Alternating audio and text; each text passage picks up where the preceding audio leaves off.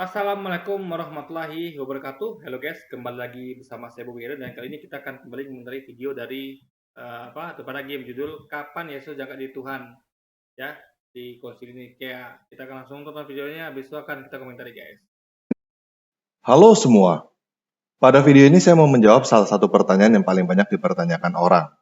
Kapan Yesus menjadi Tuhan atau menjadi Allah? Kalau pertanyaan ini mau dijawab secara singkat berdasarkan iman Kristen yang umum, jawabannya adalah sejak sebelum dunia dijadikan. Namun, tentu saja jawaban ini tidak akan memuaskan teman-teman, terutama yang bukan Kristen. Kenapa? Karena Yesus aja dilahirkan dari rahim ibunya. Setelah ada ibunya guys, setelah ibunya mengandung itu. Bagaimana bisa orang yang baru dilahirkan ketika ibunya setelah mengandung bisa menciptakan dunia? Kayak saya baru dilahirkan setelah saya dikandung ibu saya. Gimana? Kapan saya menciptakan dunia? Saya aja baru diciptakan itu kan. Nah, sama kayak Adam diciptakan sama Hawa ya di awal lagi, tahu sebelum Yesus malam. Masa pertama diciptakan Adam dan Hawa. Itu aja bukan menciptakan dunia guys, apalagi Yesus gitu yang baru dilahirkan setelah ibunya. Kalau dia menciptakan dunia berarti ibunya lah yang lebih dulu menciptakan dunia, harusnya gitu logikanya. Jadi sama sekali ini harus dijawab dengan logika guys, bukan dengan dogma gitu kan. Orang yang bernama Yesus lahir pada abad pertama. Bagaimana mungkin Yesus adalah pencipta dunia? Dan banyak orang non-Kristen yang berkata bahwa Yesus diangkat menjadi Tuhan atau menjadi Allah pada saat Konsili Nisea tahun 325. Nah ini waktu guys ya singkatnya ya, waktu itu ya di sini semuanya yang konstitusinya adalah backingnya adalah Kekaisaran Romawi. Jadi mereka ini adalah semuanya penganut Trinitas guys, Trinitarian. Nah sebelum ini adakan konsili, mereka menghabisi penghalang mereka yaitu Arius dan kawan-kawan yang masih meyakini paham Unitarian, yaitu Tuhan itu satu, Yesus menurut Tuhan. Nah, setelah mereka membantai Arius dengan kawan, ya itu juga terjadi belakangan ini, yaitu ketika kaum Mormon di Amerika dibantai oleh Katolik Amerika, ya itu pengakuan dari Juli Tatamparagi gitu guys. Jadi karena mereka tuh kalau udah berbeda dengan mereka, kalau nggak mengaku Yesus Tuhan itu dibantai seperti Arius dulu. Nah sekarang itu Mormon gitu kan, kelompok Mormon. Nah jadi karena setelah itu mereka nggak ada lagi penghalang, maka akhirnya mereka menaikkan Nikea. Nah, tentu mereka memasukkan poin-poin dogma mereka yaitu Trinitas, yaitu tiga Tuhan dalam satu. Disitulah mereka mengangkat Yesus jadi Tuhan, alias Yesus itu adalah Allah, guys. Itu sejarahnya di situ. Jadi pada video ini, saya akan menjawab dengan sudut pandang sejarah. Tetapi sebelum saya mulai, saya ingin menjelaskan istilah yang saya pakai. Pada video ini, saya tidak akan menggunakan istilah Tuhan atau Allah, karena kata Tuhan dan Allah yang digunakan oleh Muslim dan Kristen mempunyai makna yang berbeda. Jadi istilah yang saya gunakan adalah dewa, supaya tidak ada kerancuan pada teman-teman. Justru pakai kata dewa makin rancu, karena mengubah total gitu kan. Jadi kalau memang beda pemahamannya pakai aja gitu. Ya, bilang katakan saja ini pemahaman dalam Kristen, ini pemahaman dalam Islam, selesai. Kenapa diganti dewa? Ini tempat lagi ini makin absurd guys. Cara berpikirnya gitu kan. Kata Tuhan yang teman-teman Muslim gunakan, saya menyebutnya dengan kata dewa. Tuhan itu bukan dewa tanpa lagi ya. Dewa itu ada di Yunani kuno, Romawi kuno ya. Muslim tidak mengenal dewa. Ya, dewa sama dewa di Arab Quraisy kuno. Ya, dewa Lata, Uzza, itu baru. Nah, datangnya Muhammad itu untuk menghancurkan berhala-berhala dewa ini, guys. Sehingga mereka tidak lagi menyembah dewa, tapi menyembah Tuhan, yaitu namanya Allah, guys. Jadi sekali lagi, ya, ini ngarang nih tempat lagi, ya, menyamakan Tuhan dengan dewa, gitu kan. La ilaha illallah yang biasa teman-teman Muslim ucapkan dalam bahasa Indonesia, tidak ada Tuhan selain Allah, dalam istilah saya menjadi tidak ada dewa selain Allah. Tidak ada Tuhan, tidak ada Allah selain. Maksudnya adalah Allah itu kan satu guys. Baik Allah di Muslim maupun Kristen itu sama. Ya Allahnya yang satu itu. Siapa dia? Yang dia berkata ya Allah bukanlah manusia, juga bukan manusia. Ya sehingga ia berusaha atau dia menyesal. Berarti Allah itu bukan manusia. Dan berarti artinya kalau dia bukan manusia, berarti dia tidak pernah berubah jadi manusia. Sama seperti saya pernah buat analogi ya. Ulat bukanlah kucing, tapi ulat adalah kepompong. Kepompong bukanlah sapi, tapi kepompong adalah kupu-kupu. Jadi kalau dia bisa berubah, makanya pakai kata adalah. Clark Kent adalah Superman, karena dia berubah dari Superman, bisa berubah dari Superman gitu, ya kan? Begitu juga dengan Bruce Wayne adalah Batman. Tapi sebaliknya, Bruce Wayne bukanlah Superman. Karena Bruce Wayne tidak berubah jadi Superman gitu. Jadi kalau dipakai kata bukanlah, berarti dia tidaklah pernah berubah menjadi sosok yang dikatakan dia berubah itu guys. Itu kalau ngerti bahasa ya, bahasa Indonesia yang simple, yang maksudnya Anda paham itu. Kecuali kalau Anda tidak ngerti pemahaman bahasa Indonesia yang baik dan benar gitu kan. Dan jangan ada Allah lain yang biasa teman-teman Kristen ucapkan. Dalam istilah saya menjadi jangan ada dewa. Jadi yang disamakan dengan Allah itu ya, itu adalah dua guys, yaitu Allah Anak dan Allah Roh Kudus ya. Itu Allah lain maksudnya. Karena Allah satu-satunya. Ketika disebut Allah itu sudah Allah itu. Nggak ada yaitu Allah Bapa, nggak ada Allah Anak, nggak ada Allah Roh Kudus ya. Hanya ada satu Allahmu Bapamu yaitu Dia di surga. Jadi nggak ada lagi Allah yang lain. Yang Allah Yesus di bumi, Allah Roh Kudus nggak ada guys. Itu maksudnya Allah yang lain itu. Dewa lain. Ini bukan untuk diperdebatkan, tetapi untuk dipahami oleh teman-teman. Kalau Ya, ini namanya absurd gitu guys, bukan dipahami, tapi untuk mengetahui kalau pemikiran dari Ragi adalah absurd guys. teman-teman mau tahu penjelasan saya lebih lanjut, kenapa saya lebih memilih menggunakan kata dewa daripada menggunakan kata Tuhan atau Allah, silakan cari penjelasan saya pada video saya yang lain di channel ini. Silakan cari dengan kata kunci Tuhan, Allah, tanpa ragi. Oke, kita mulai aja ya.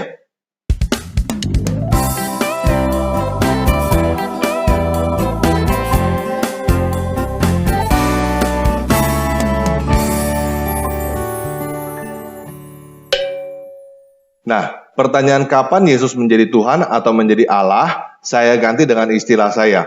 Kapan Yesus menjadi dewa?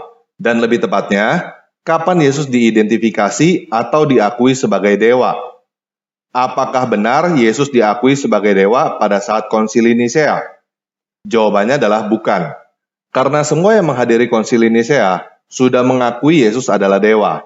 Iya, makanya mereka ya mengukuhkan di situ gitu guys. Jadi konsili Nikea itu semacam pengukuhan.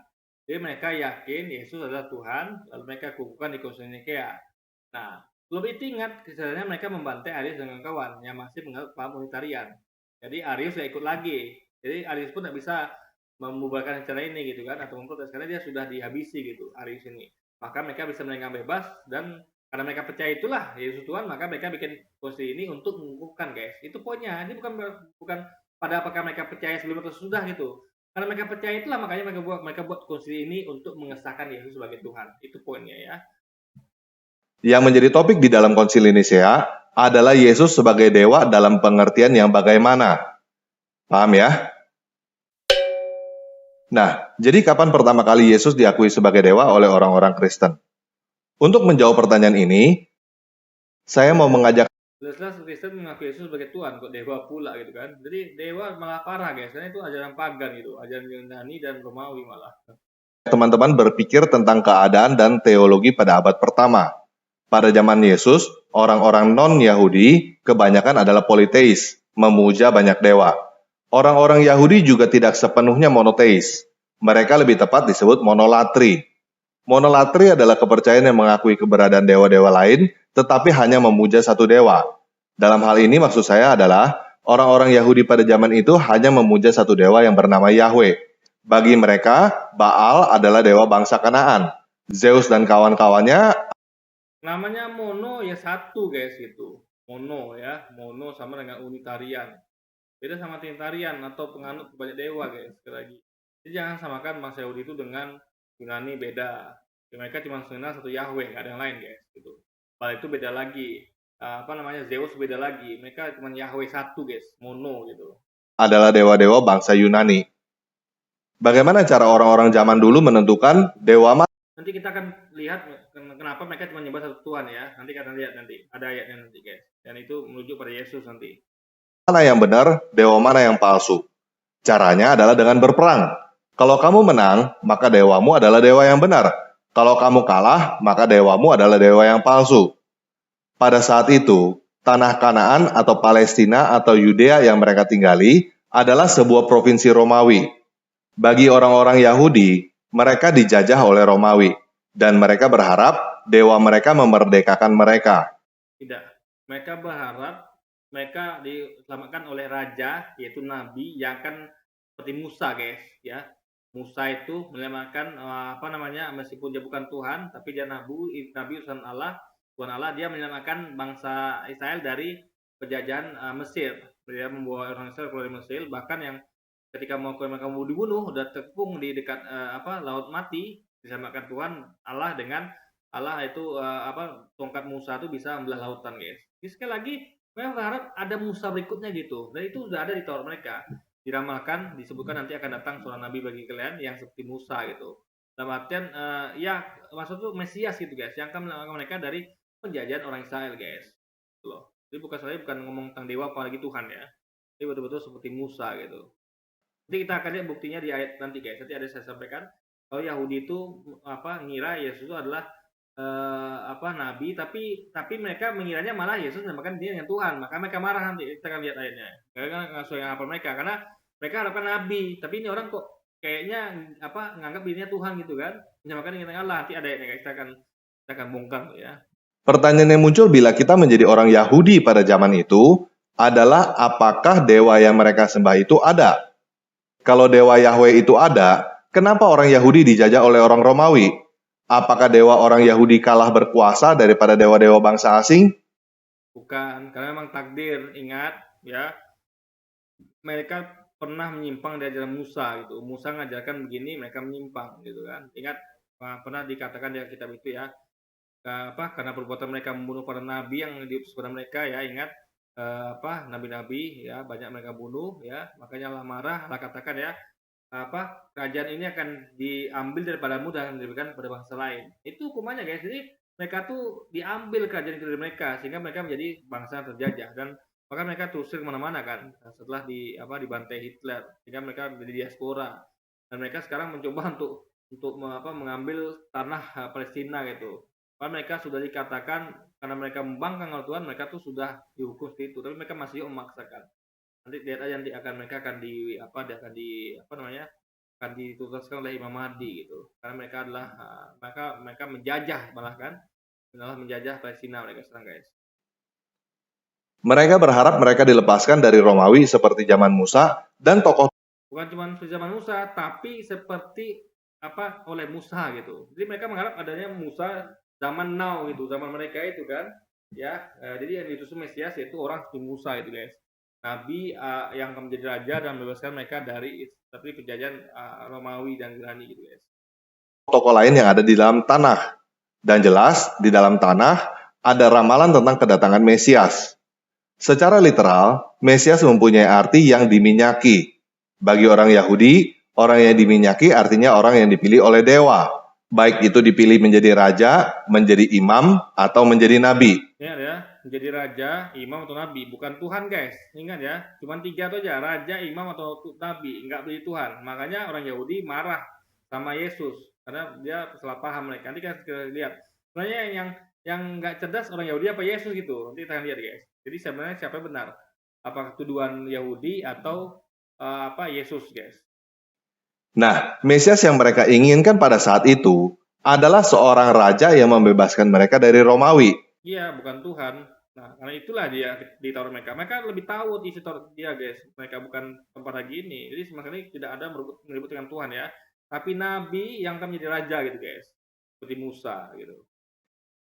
Itu yang ada di kepala mereka. Dan itu juga yang tulis di Taurat mereka. Karena mereka meyakini Taurat mereka, ya kan? Itu yang ada di kepala mereka, guys. Jadi bukan pikiran mereka pribadi, tapi berdasarkan pada kitab suci mereka, guys. Ramalan di kitab suci mereka gitu. Mereka tidak mempertanyakan apakah Mesias yang dijanjikan adalah dewa atau Yahweh itu sendiri. Pertanyaan seperti itu tidak relevan pada zaman itu. Iya, karena meyakini itu cuma raja, nabi, bukan dewa atau Tuhan apalagi dewa gitu, guys. Nanti kita akan lihat ayatnya nanti. Apa yang mereka pikirkan hanyalah kemerdekaan, bebas dari Romawi. Dan perlu kita ingat bahwa orang-orang Yahudi pada zaman itu tidak homogen. Mereka terbagi dalam beberapa sekte. Yang jelas bisa kita lihat di Alkitab adalah Farisi dan Saduki. Namun di luar itu masih ada lagi. Ketika Maria, ibu Yesus, ditemui oleh malaikat Gabriel yang memberitakan tentang kelahiran Yesus, apakah dia tahu bahwa yang akan dilahirkannya itu adalah sang dewa pencipta langit dan bumi? Bukan. apakah nabi atau raja yang diutus untuk membebaskan Isa dari perbudakan Romawi itu guys. Jadi sama sekali nggak ada ngomong tentang Tuhan ya, atau dewa sekali lagi. Di langit nggak ada guys. Menurut saya, dia tidak tahu. Yang ada di pikiran dia adalah bagaimana mungkin dia belum bersuami dan dia hanya pasrah. Jadilah padaku menurut perkataanmu. Tapi waktu itu kisahnya dia nih kan ada di lantai 2, mihrab pamannya. Mihrab pamannya di bawah gitu kan. Jadi gitu sampai ke ruangannya Maria ini harus lewati mihrab pamannya. Sehingga dia terjaga di laki-laki guys. Gak ada laki-laki yang pernah menyembahnya gitu. Makanya ketika dia nggak pernah keluar rumah, maka ketika pamannya naik ke atas itu kan ke tempat dia heran kok banyak hidangan sini, makanan. Padahal dia tahu nggak dia Maria nggak pernah keluar rumah dan tidak ada laki-laki yang naik ke atas itu atau siapapun naik ke atas selain dia gitu kan. Lalu untuk Maria kan Tuhan yang memberikan rezeki ini padaku gitu.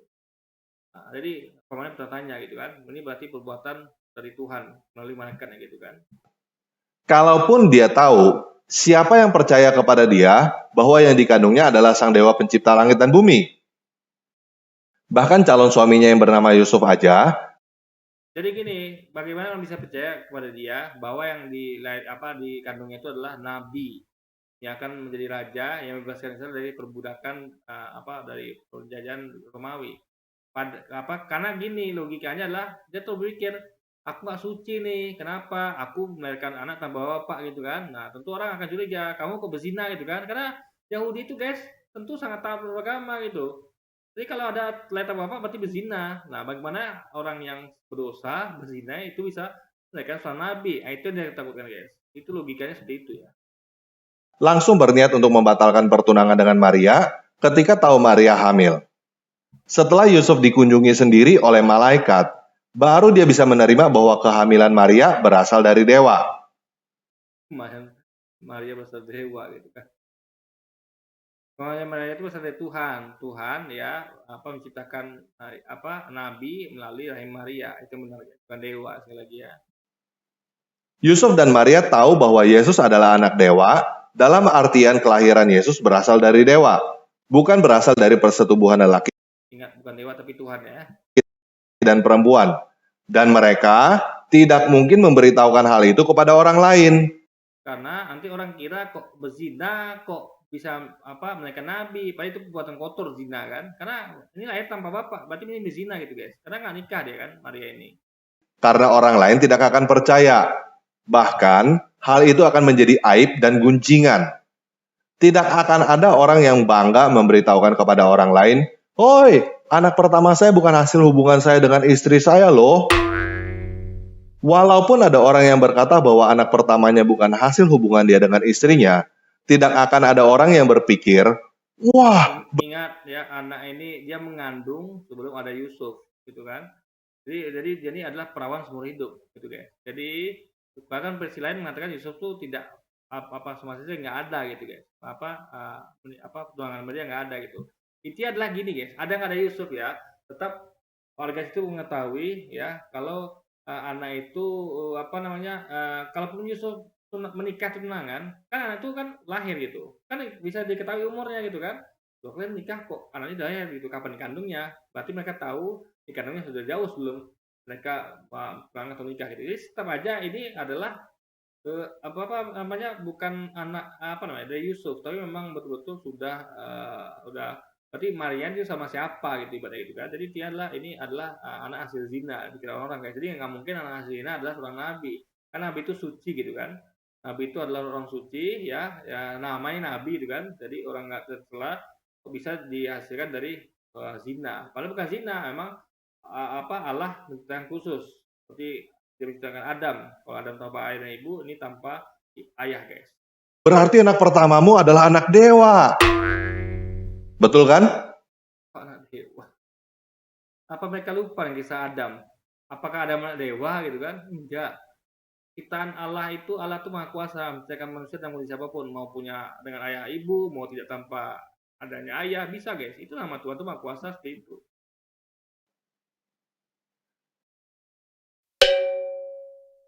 Nah, ketika Yohanes membaptis Yesus, mendengar suara dari langit, "Inilah anakku," dan melihat Roh Kudus seperti burung merpati. Apakah dia berpikir tentang teologi? Menurut saya tidak. Ini dulu ya, kata-kata anakku ini sangat rancu. Karena semua orang itu sebut anak juga. Anak-anak Allah gitu kan. Banyak nama anak Allah itu banyak guys, banyak Yesus aja gitu. Cuman maksudnya ya, mereka mengatakan orang Kristen mengatakan Yesus anak tunggal. Padahal kalau dikatakan anak tunggal berarti nggak ada anak-anak lain. Tapi faktanya anak Allah lain itu banyak guys, anak Allah yang lain. Berarti Yesus anak tunggal gitu. Anak tunggal itu sendiri kan. Anak tunggal lah, nggak ada anak Allah lain guys. Dia berpikir bahwa kerajaan dewa akan segera datang dalam artian merdeka dari Romawi juga. Dan Yesus adalah orang yang dipilih. Ingat ya, Yesus yang dipilih, bukan Tuhan. Yesus adalah Mesias. Tetapi dia tidak tahu bagaimana detailnya. Itu sebabnya, sebelum Yohanes dibunuh oleh Herodes, dia menyuruh orang untuk datang kepada Yesus bertanya, apakah kamu orang yang dijanjikan, atau kita menunggu orang lain lagi? Jadi semua nabi di dalam Alkitab adalah orang-orang yang lebih tahu daripada orang lain, tetapi bukan berarti mereka adalah orang-orang yang maha tahu segalanya. Karena mereka tahu dari tahu kita mereka gitu bahwa akan ada seorang Mesias itu, yaitu nabi yang akan menjadi raja mereka gitu. Nah, jadi poinnya seperti itu guys. Ketika murid-murid Yesus mengikuti Yesus, apa yang mereka pikirkan? Teologi? Bukan. Mereka juga berpikir bahwa kerajaan dewa artinya Israel menjadi kerajaan yang merdeka. Ketika Yesus bertanya kepada murid-muridnya, menurut orang Ingat ya, tadi katakan orang yang nggak tahu segalanya. Sama Yesus juga nggak tahu kapan kiamat guys. Yesus nggak tahu kapan kiamat. Berarti Yesus memang benar seorang nabi. Karena Tuhan mungkin tidak tahu kapan hari kiamat kan. Karena dia yang menciptakan hari kiamat itu guys. orang-orang siapakah dia? Semuanya jawabannya ngawur. Ketika Yesus bertanya kepada murid-muridnya, menurut kamu, Karena memang Yesus ini suka menggunakan analogi-analogi gitu. Jadi makanya ya karena dia mengaku sebagai gembala, jadi gembala itu memang unik guys. Gembala itu kalau gembala domba itu kan mereka yang kenal itu kan antara gembala sama dombanya, antara nabi dengan yang umatnya gitu. Jadi dia banyak makan analogi. Jadi kalau yang ngerti ya akan jadi pengikutnya gitu kan. Karena memang dulu tuh makanya ya dalam Al-Quran tidak lagi digunakan istilah anak atau bapak karena nanti akan rancu gitu. Itu bahasa yang merempet gitu kan. Jadi nanti kita akan buktikan ya sebenarnya bahkan orang Yahudi pun mereka mengira Yesus ini menyamakan dengan Allah gitu. Karena memang bahasa Yesus ya seperti itulah gitu, banyak analogi-analogi gitu kan, membuat orang bingung gitu guys. siapakah aku? Petrus nyeletuk dengan jawaban yang tepat. Engkau Mesias anak dewa yang hidup. Tetapi apakah Petrus mengerti jawaban dia itu? Ya, makanya anak-anak Allah ini maksudnya bukan anak Allah yang itu. Karena mereka juga anak Allah itu. Maksudnya adalah nabi gitu kan. Orang yang diutus gitu kan. Orang yang disayang gitu kan sama Allah. Jawabannya adalah tidak. Petrus tidak mengerti. Itu sebabnya ketika Yesus berkata bahwa dia akan mati disalibkan dan bangkit pada hari yang ketiga, Tidak. Yesus tidak pernah mengatakan mati salibkan ya. Nanti kita lihat aja nih apa sebenarnya dikatakan dia.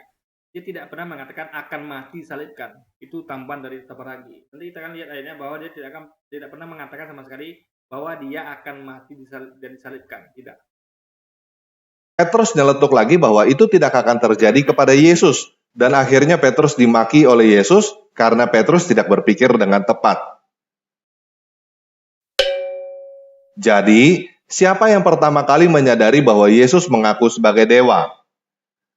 Yang pertama kali Jadi ya, Yesus tidak pernah mengakui sebagai Tuhan. Nanti kita akan lihat akhirnya guys. Jadi itulah kesalahpahaman dan kita bongkar ini kesalahpahamannya. menyadari bahwa Yesus mengaku sebagai dewa adalah para ahli agama Yahudi yang mengambil keputusan bahwa Yesus harus dihukum mati. Ya, karena mereka menyangka Yesus menyamakan dengan Allah gitu. Padahal Yesus menolak ya. Nanti kita akan lihat bagaimana penolakan Yesus ya. Merekalah yang pertama kali menyadari dan mengumumkan bahwa Yesus menyamakan dirinya dengan dewa. Dan karena itulah mereka menganggap Yesus melakukan penistaan agama dan harus dihukum mati. Karena mereka salah paham sama dengan salah pahamnya Kristen. Bedanya mereka tahu bahwa Tuhan itu cuma satu, Tuhan Yahweh atau kita sebut Allah, tidak ada yang lain. Maka mereka menolak kalau ada orang yang menyamakan diri dengan Allah ya. Tapi kalau Kristen menerima gitu. Jadi sama-sama salah paham ya. Nanti kita lihat maksud Yesus apa sih?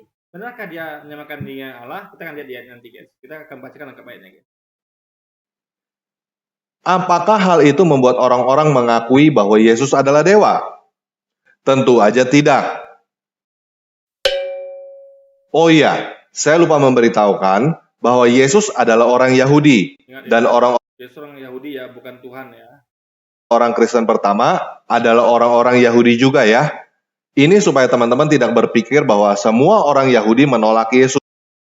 Gini guys ya, memang pertama kali itu Yesus datang ke Israel itu ya, memang yang pengikut awalnya menerima dia guys, maka termasuk arisan kawan, Anda tahu arisan kawan kan, itu menerima Yesus, mereka masih menerima Yesus sebagai nabi. Itu mereka dibantai oleh kaum Trinitarian, habis itu mereka mengadakan konsil Nikea untuk mereka Yesus Tuhan. Mereka percaya Yesus Tuhan kan, kaum Trinitarian itu untuk melenggangkan jalannya, mereka membantai dulu arisan kawan guys. Itu sederhana bisa terlihat di sejarah Kristen guys. Dan saat ini pun ada kelompok orang Yahudi yang menerima Yesus sebagai dewa, tetapi mereka menolak disebut Kristen. Tidak. Yesus itu bukan mereka bukan terima sebagai Tuhan ya, bukan. Mereka menyebut diri mereka Yahudi Mesianik. Oke? Nah, jadi kapan pertama kali orang-orang mengakui Yesus adalah dewa? Jawaban yang paling tepat adalah setelah. Nah, kita bahas yang tadi ya, kali ini masuk ke berikutnya, kita akan bahas ini guys ya. Apa yang terjadi sebenarnya antara Rabi Yahudi yang mengira Yesus menyamakan dengan Allah? Kita akan lihat, benar nggak seperti itu? Kita baca ini guys. Nah ini ya, Yohanes 10 guys. Nih. Jadi Yesus ngomong tentang domba. Kita baca lengkap ini ya dari atas ya. Nih. Kata Yesus, aku berkata kepadamu, sesungguhnya siapa yang masuk ke dalam kandang domba dengan tidak melalui pintu, tapi dengan manjat tembok, ia adalah seorang pencuri dan seorang perampok. Maksudnya lagi nih, ya. Orang itu kalau mau, domba itu adalah umat ya, ingat ya. Domba itu maksudnya adalah umat, orang Israel, domba itu. Karena Yesus katakan ya, aku diutus hanya untuk domba-domba hilang domba Israel. Berarti dia itu adalah pintu, ya, utusan gitu, yang untuk mengelola orang Israel. Karena dia diutus untuk umat-umat domba-domba hilang domba Israel gitu. Gembala berarti dia kan. Nah, jadi kalau ada orang ya yang mau ngelola domba ini tapi tidak melalui Yesus, karena ingat Yesus diutus untuk Israel, tidak melalui Yesus, artian jadi pada sendiri gitu. Dia mengaku sebagai utusan mengelola domba, mengelola Israel gitu kan, diutus oleh siapa gitu, bukan selain Yesus ya. Makanya orang yang tujuan perampok. Maksudnya itu adalah yang legal itu cuma aku tuh Yesus, karena aku diutus untuk Israel gitu kan. Aku itu hanya bagi domba hilang domba Israel. Jadi hanya Yesus guys, nggak ada yang lain gitu. Nah, tapi siapa yang masuk melalui pintu? Ialah gembala domba. Nah, ya. Jadi Yesus masuk melalui pintu, yaitu pintu itu adalah yang maksudnya itu adalah legalitas dari Tuhannya guys. Untuk dia penjaga membuka pintu dan domba-domba mendengar suaranya, jadinya memanggil domba-dombanya masing-masing menurut namanya dan bentuknya keluar gitu. Karena memang dia diutus gitu kan. Jadi domba-domba itu udah tahu kalau dia tuh diutus gitu. Dengan tanda-tanda yang diberikan itu kan. Jika semua dombanya telah dibawa keluar, ia berjalan di depan mereka dan domba-domba itu mengikuti dia. Karena mereka mengenal suaranya. Karena mereka mengenal apa yang dikatakannya benar gitu guys, itu maksudnya loh. Tapi seorang asing pasti tidak mereka ikuti. Malah mereka lari di depannya karena suara orang asing yang tidak mereka kenal. Jadi suara-suara orang-orang yang mengaku sebagai nabi padahal bukan nabi, karena cuma Yesus nabinya gitu guys. Itulah yang dikatakan Yesus dalam perumpamaan kepada mereka. Ingat ya, itu semua perumpamaan yang artinya seperti saya sampaikan tadi. Tapi mereka tidak mengerti apa maksudnya. Ia berkata demikian kepada mereka, ya kan? Maka kata Yesus sekali lagi, aku berkata kepadamu ya, sesungguhnya akulah pintu ke domba-domba itu. Artinya dia tuh pintu, utusan guys, gitu. Semua orang yang datang sebelum aku adalah pencuri dan perampok, dan domba-domba itu tidak mereka. Berarti maksud Yesus adalah dia yang diutus. Jadi sebelum ada dia, yaitu orang-orang yang mencoba untuk ngaku-ngaku sebagai utusan Allah gitu kan, untuk umat Israel, bukan dia yang asli gitu kan. Dialah utusan Allah yang sebenarnya, nabi Allah sebenarnya, bukan nabi-nabi yang ngaku sebelumnya gitu. Karena dia pernah bilang kan, waspada terhadap nabi palsu, mereka yang datang padamu sebagai domba, sebenarnya mereka adalah serigala buas. Jadi Yesus ingatkan sebelumnya itu sudah ada nabi palsu gitu, yang menyamar sebagai domba. Nah, karena mereka adalah serigala buas gitu kan. Berarti yang datang sebelum Yesus itu bukan nabi, nabi asli, nabi palsu. Maka Yesuslah nabi aslinya gitu. Akulah pintu. Barang siapa masuk melalui aku, ia akan selamat. Ia akan masuk dan keluar dan menemukan padang rumput. Jadi tadi lewat Yesus nabinya, dia akan menunjukkan tujuan, yaitu Tuhannya, yaitu padang rumput, guys. Ingat, padang rumput adalah tujuan, Yesus cuma pintu untuk menuju padang rumput. Berarti Yesus adalah nabi untuk jalan menuju Tuhannya, yaitu Allah, guys. Itu sebenarnya perumpamannya. Pencuri datang hanya untuk mencuri dan membunuh dan membinasakan. Aku datang supaya mereka mempunyai hidup dan mempunyai dalam segala kelimpahan. Maksudnya gini, guys. Pencuri itu ya bukan menggembala domba, tapi mereka malah membunuh domba gitu. Ngerti nggak? Kayak serigala gitu kan. Mereka serigala itu kan bukan menggembala, tapi mencabik-cabik domba makanan mereka gitu. Kalau Yesus kan tidak. Nah, Yesus sebaliknya dikatakan nanti dia siap mengorbankan nyawanya ya. Nah, akulah gembala yang baik. Gembala yang baik memberikan nyawanya bagi domba-dombanya. Artinya Yesus siap mati, guys. Dia memberikan nyawanya. Bukan seperti serigala ya, nabi palsu yang nyamar sebagai domba tadi ya. Dia tuh serigala tuh mencabik-cabik, tapi Yesus tidak. Dia siap cabik-cabik, menjaga domba-dombanya dari serangan serigala. Dia siap untuk mati gitu, guys. Jadi sekali ini ada ngomong tentang penebusan dosa ya. Nah, sedangkan seorang upahan yang bukan gembala, artinya upahan ya, bukan gembala. Gembala itu maksudnya adalah dia merasa memiliki domba-dombanya, sehingga dia bertanggung jawab dan akan mengorbankan nyawanya demi menyelamatkan domba dari sekaman serigala, guys. Nah, kalau yang upahan itu bukan gembala dan yang bukan pemilik domba-domba itu sendiri, ketika melihat serigala datang, misalnya ada penggembala, tapi ada orang yang nggak punya domba-domba itu. Nah, ketika melihat serigala datang, itu nabi palsu datang, mereka meninggalkan domba-domba itu lalu lari gitu. Sehingga serigala itu menerkam dan mencerai-beraikan domba-domba itu. Alias menerkam itu adalah salah satu memberikan ajaran palsu gitu, guys. Nah, Yesus lah ajaran aslinya gitu kan. Nah, ia lari karena ia seorang upahan dan tidak memperhatikan domba-domba itu. Nah, Yesus kan memperhatikan karena memang dia dikasih tugas pekerjaan bapaknya diutus untuk menjaga domba-domba itu dari nabi-nabi palsu, guys. Gitu loh. Itu segala tadi gitu kan. Yang datang tuh membinasakan dengan memberikan ajaran palsu gitu. Nah, akulah gembala yang baik dan aku mengenal domba-dombaku dan domba-dombaku mengenal aku. Jadi dia justru gembala yang baik, bukan nabi palsu yang datang sebelumnya yang ngasih ajaran sesat, guys, tapi dia adalah gembala baik yang ngasih ajaran yang benar gitu, ya kan? Nah, jadi karena itu pengikutnya kenal dia dan dia kenal pengikutnya gitu. Sama seperti Bapa mengenal aku dan aku juga mengenal Bapa. Iya, ini menyamakan dengan itu, guys. Jadi sama, jadi hubungan antara dia dan umatnya ya, umat Israel yang jadi pengikutnya ya, kan saling mengenal nih. Yesus kenal umatnya, umatnya kenal Yesus, alias kenal domba sama gembalanya. Begitu juga dengan bapaknya mengenal dia dan dia mengenal Bapa. Jadi hubungannya sama, guys gitu. Yesus diutus untuk menggembala domba, Allah menggembala Yesus gitu. Ngerti nggak? Jadi Yesus adalah gembalanya Allah gitu. Ngerti nggak? Ngerti nggak? Jadi Allah mengutus gembala nama Yesus untuk menggembala domba milik Allah.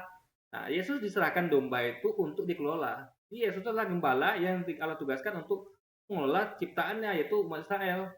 Yesus juga ciptaan, cuma sebagai gembala posisinya, guys. Itu maksudnya, guys. Jadi ini bahasa banyak perumahan dan kita harus ngerti ya apa maksud dari Yesus itu. Nah, aku memberikan nyawaku bagi domba-dombaku, alias dia siap mati demi menjaga dombanya dari tekaman serigala alias dari palsu, guys, yang memberikan ajaran sesat itu kan. Ada lagi padaku domba-domba lain yang bukan dari kandang ini. Domba-domba itu harus kutuntun juga dan mereka akan mendengar suaraku dan mereka menjadi satu kawanan dengan satu gembala. Jadi ada yang bukan pengikut dia yang masih belum percaya gitu kan. Nah, dia mereka tuh nanti tuh akan mengikuti Yesus juga gitu, guys, dan menjadi satu dengan pengikut Yesus ini gitu maksudnya. Nah, Bapa mengasihi aku oleh karena aku memberikan nyawaku untuk menerima kembali. Maksudnya adalah dia dikasihi oleh yang mengutusnya, Bapa dia, bukan diri sendiri ya. Karena dia siap memberikan nyawanya, guys. Nanti akan dikembalikan lagi gitu. Jadi itu siap mati itu. Jadi ibaratnya saya adalah gembala, diberikan tugas oleh Tuhan saya. Kamu gembalakan domba-domba itu ya. Siap, Pak. Bahkan saya siap mati untuk jaga domba Bapak dari kawan serigala. Bagus kata yang utus saya gitu kan. Sama Yesus seperti itu, guys. Dia siap memberi nyawa. Nah, nanti karena Tuhan saya ini maha kuasa, meskipun saya mati nanti untuk menjaga domba-domba itu, kalau ya, saya akan dikembalikan lagi nyawanya gitu. Karena kan Yesus kan dikasih mukjizat bisa dari orang mati. Siapa yang ngasih? Tuannya, Bapak. Bapak ngasih mukjizat. Jadi karena dia yang mati, kan kalau dikasih mukjizat kan dia yang menjadi orang mati. Nah kalau dia mati, tentu yang hidup kan bukan dia, karena dia mati itu. Kalau tadi kan dia orang mati kan dia yang masih hidup. Nah, nanti hidupkan dia adalah Bapak sendiri guys. Jadi sama seperti dia hidupkan orang mati, itu juga nanti Bapaknya akan hidupkan dia kalau dia mati. Ya, akibat terkaman dari segala-segala ini demi melakukan rumah dari terkaman segala guys. Itu maksudnya. Nah, tidak seorang pun mengambilnya daripada aku, ya. Maksudnya tuh domba-domba itu umatnya, melainkan aku memberikannya menurut kehendakku sendiri. Nah, maksudnya gini guys, ini tidak seorang pun mengambilnya daripada aku, maksudnya ini adalah Allah Bapaknya, melainkan aku memberikannya menurut kehendakku sendiri. Aku berkuasa memberikannya dan berkuasa mengambilnya kembali. Nah, ini adalah perkataan Bapaknya yang disampaikan dia. Jadi Bapaknya itu mengatakan tidak ada seorang pun bisa mengambil daripada aku, melainkan aku memberikannya menurut kehendakku sendiri, yaitu memberikannya pada siapa? Pada Yesus untuk dikelola. Jadi Allah itu aku, dia itu Allah tadi berkuasa memberikannya dan berkuasa untuk mengambilnya kembali dari Yesus itu. Nah, pada Yesus inilah tugas yang diterima dari Bapakku. Jadi Bapaknya itu memberikan tugas itu. Jadi Bapak itu berkuasa memberikan pada Yesus dan berkuasa untuk mengambil tugas itu lagi gitu guys. Nah, jadi ingat ya, yang punya domba siapa? Bapaknya. Guys. Bukan Yesus ya. Jadi Yesus cuma menerima tugas untuk jadi gembala guys. Nah, maka timbullah pertentangan di antara orang-orang Yahudi karena perkara itu. Banyak di antara mereka berkata, ia kerasukan setan dan gila. Kenapa kamu menggunakan dia? Karena gini guys, karena orang ini nggak percaya gitu kan, bener nggak dia ini Mesias gitu kan? Karena Yesus kan pakai perumpamaan gitu. Jadi mereka ini memang berdasarkan bangsa Israel memang orang yang bebal guys. Dari utus-utusan mereka tidak mengakuinya gitu kan. Nah, yang berkata itu kan perkataan orang yang kerasukan setan. Dapatkah setan membelakkan mata orang buta gitu? Jadi ada yang percaya dan tidak guys. Yang tidak itu yang percaya itu yang ini. Itu bukan karena orang yang kerasukan setan. Apakah setan melahirkan orang mata buta? Ya ada yang percaya Yesus itu kerasukan setan, ada yang tidak guys gitu. Nah ini kunci di sini. Yesus orang Yahudi ya. Nih. Lama kemudian tibalah hari raya petabisan Allah bait Allah di Yerusalem. Ketika itu musim dingin. Dan Yesus berjalan-jalan di bait Allah di Serambi Salomo. Maka orang-orang Yahudi mengenai dia dan berkata kepadanya, berapa lama lagi engkau membiarkan kami di dalam kebimbangan? Jadi mereka ini guys ingin menagih gitu. Kamu ini siapa gitu kan? Nah, Yesus sudah jelaskan padahal tapi mereka masih belum percaya gitu. Ya. Karena mereka memang biasa gitu. Ingat sebelumnya kisahnya mereka belum bunuh nabi yang diutus Allah pada mereka.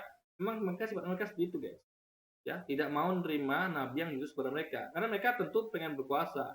Utus nabi kan mereka berkuasa lagi. Karena mereka adalah serigala gitu kan. Yesus katakan mereka adalah serigala gitu. Jadi Yesuslah adalah gembala yang baik gitu. Nah, jadi serigala itu memang kerjanya gitu. Memang maunya hanya menghabisi aja gitu, tidak mau menggembala gitu guys, domba-domba itu umat Israel itu. Nah, jikalau engkau Mesias, katakanlah terus terang kepada kami gitu. Jadi mereka tuh maunya Yesus terus terang, jangan pakai perumpamaan guys. Padahal perumpamaan itu sudah jelas artinya. Cuman mereka maunya ibaratnya jangan pakai analogi deh, langsung aja kamu siapa gitu. Orang kadang-kadang kan kamu apa ya? Polisi ya. Saya ditugaskan untuk menjaga kota ini. Maksudnya tuh kamu polisi tidak. Jadi mereka pengen kata-kata itu. Iya saya Mesias itu. Jadi mereka tuh nggak mau analogi guys gitu kan. Mereka nggak mau mikir gitu. Mereka maunya kepastian. Kalau Mesias katakan Mesias gitu. Jadi nggak pakai perumpamaan banyak ini. Tapi Yesus tetap pakai perumpamaan ya. Mungkin juga menguji kecerdasan mereka bisa juga gitu kan. Nah, Yesus menjawab mereka, aku telah mengatakannya pada kamu yang atas ini ya, tapi kamu tidak percaya gitu. Ya memang orang Israel memang begitu, dikasih tahu ngeyel gitu kan. Pekerjaan yang keluarkan dalam nama Bapakku, ingat ya, dia melakukan pekerjaan yang dilakukan atas nama Bapaknya, bukan atas nama dia sendiri. Berarti kayak saya melakukan pekerjaan atas nama bos saya. Berarti bos saya yang ngasih pekerjaan itu. Saya cuma orang yang ditugaskan untuk mengerjakan pekerjaan dari bos saya. Berarti apa yang bosnya? Bos saya bukan saya gitu kan. Karena saya cuma menerima pekerjaan gitu kan. Pekerja bukan bos gitu. Itulah yang memberikan kesaksian tentang aku. Jadi bos aku itulah yang memberikan pekerjaan kepada aku inilah dalam nama dia itulah yang bersaksi tentang aku gitu. Bahwa aku ini memang utusan dia, ya, memang pegawai dia gitu kan, yang mengerjakan tugas yang diberikan gitu. Maksudnya itu loh guys. Tapi kamu tidak percaya karena kamu tidak masuk dalam aku. Nah, jadi masuk Yesus kalau orang itu yang percaya akan datang Mesias, mereka langsung percaya gitu. Kayak pengikut Yesus itu kan, mereka tidak perlu lagi membantah kayak orang ini, harus betul-betul dikatakan aku Mesias itu. Kan Yesus sudah ngasih tanda-tanda gitu kan, hidup orang mati, menyembuhkan sakit kusta dengan mukjizat yang Allah berikan, Bapaknya berikan pada dia gitu kan. Nah, domba-dombaku mendengarkan suaraku dan aku mendengar mereka, dan mereka mengikut aku. Jadi orang domba pengikutnya tuh langsung percaya guys. Jadi nggak ada nanya lagi gitu. Cukup melihat dari pekerjaan Yesus aja gitu kan. Dan aku memberikan hidup yang kekal kepada mereka, dan mereka pasti tidak akan binasa sampai selama-lamanya. Maksudnya hidup kekal di surga, ya. Yesus memberikan hidup kekal sebagai hadiah dari bosnya. Karena pekerja sedang mengerjakan tugas bosnya. Ingat, bosnya yang punya surga, ya. Yesus cuman menyediakan tempat di surga punya bosnya itu. Nah, karena di neraka kita bakal mati hidup lagi guys. Karena kita disiksa di neraka kan. Jadi kita akan mati kena siksaan, habis itu hidup lagi. Tapi surga kita hidup kekal selamanya guys. Nah, dan seorang pun tidak akan merebut mereka dari tanganku, ya kan? Bapakku yang memberikan mereka kepadaku, ya, yang memberikan apa? Israel, umat Israel ini pengikutnya itulah bapaknya. Jadi ini berarti mereka ini bukan milik Yesus sebenarnya. Dia hanya diberikan untuk tugas pekerjaan mengelola guys. Karena ada gembala kan. Jadi gembala itu adalah bukan pemilik, dia diberikan tugas untuk mengelola domba-domba ini guys. Nah, Bapakku mereka padaku lebih besar dari siapapun. Nah, ingat, lebih besar dari siapapun ya, termasuk Yesus sendiri. Dan seorang pun tidak dapat merebut mereka dari tangan Bapa. Jadi maksudnya gini. Jadi tidak ada yang bisa merebut mereka dari tangan Bapa gitu, dari tangan bosnya gitu kan. Kenapa? Karena mereka ini punya bosnya gitu, bukan punya Yesus gitu. Nah, jadi apa namanya? Bapa ini lebih besar dari siapapun itu, termasuk dirinya gitu, yang memberikan mereka ini kepada Yesus itu kan, kepada aku katanya. Nah, aku dan Bapa adalah satu. Nah, maksudnya satu sini, ini mulai Yahudi marah guys. Jadi disinilah mereka mulai mengira Yesus menyamakan diri dengan Allah. Nanti kita lihat ya, betul nggak itu yang Yesus maksudkan? Kita akan lihat bahwa Yesus faktanya membantah itu. Kita lihat faktanya guys. Jadi mereka marah ketika Yesus katakan aku dan Bapa adalah satu. Mereka mengira satu fisik gitu. Padahal tidak gitu kan. Maksudnya adalah satu sebagai bos dan orang yang berikan pekerjaan, tugas-tugas dari bosnya. Kan saya dengan bos saya satu. Satu apa? Satu bos dan gembala guys. Gembala itu adalah satu dengan bosnya. Sama seperti satunya gembala dengan domba-dombanya. Ingat, domba-dombanya adalah satu dengan gembala. Di dombanya akan ikut gembalanya, ya. Dan gembala satu dengan bosnya. Karena gembala ikut bosnya gitu. Nah, jadi mereka bersatu dalam hal itu sebagai gembala yang menggembala domba-dombanya, dan sebagai bos atau Tuhan yang mengutus gembalanya untuk menggembalakan domba-domba milik Tuhan tadi atau bos tadi gitu guys. Nah, itu harus paham itu kata-kata ini. Mereka mengira itu Yesus menyamakan dengan Tuhan. Nanti kita lihat ayatnya ya. Nah, sekali lagi orang Yahudi mengambil batu untuk melempar Yesus. Karena mereka kira dia menyamakan dengan Allah. Kata Yesus pada mereka ya, banyak pekerjaan baik yang berasal dari Bapakku yang kepadamu.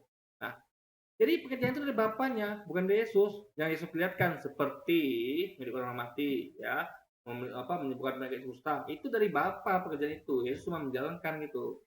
Nah, jadi orang yang menjalankan dan dibantu dari Bapaknya gitu kan. Pekerjaan manakah diantaranya yang menyebabkan kamu mau melempari aku? Jadi maksudnya dia tuh udah berbuat baik gitu loh, kok masih lempari batu juga gitu. Jadi yang mana salah di situ, itu maksudnya guys. Nah, jawab orang-orang Yahudi itu, bukan karena suatu pekerjaan baik maka kami mau melempari engkau, melainkan karena engkau menghujat Allah, dan karena engkau sekalipun hanya seorang manusia saja menyamakan dirimu dengan Allah. Jadi Yahudi salah paham guys.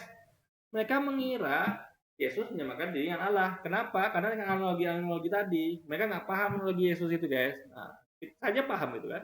Makanya kalau kita nyimak kata Yesus ya, kayak pengikutnya paham. Masa mereka nggak paham itu kan? Nah, beda dengan orang Trinitarian juga nggak paham ya. Jadi sama, orang Yahudi sama dengan orang-orang Trinitarian, yaitu orang Kristen yang tidak mengerti ya maksud Yesus gitu. Jadi kalau orang Yahudi mengira Yesus menyamakan dirinya dengan Allah, beda dengan orang Kristiani yang gitu juga guys. Padahal tidak. Kita kan lihat, benar nggak kedua mereka ini.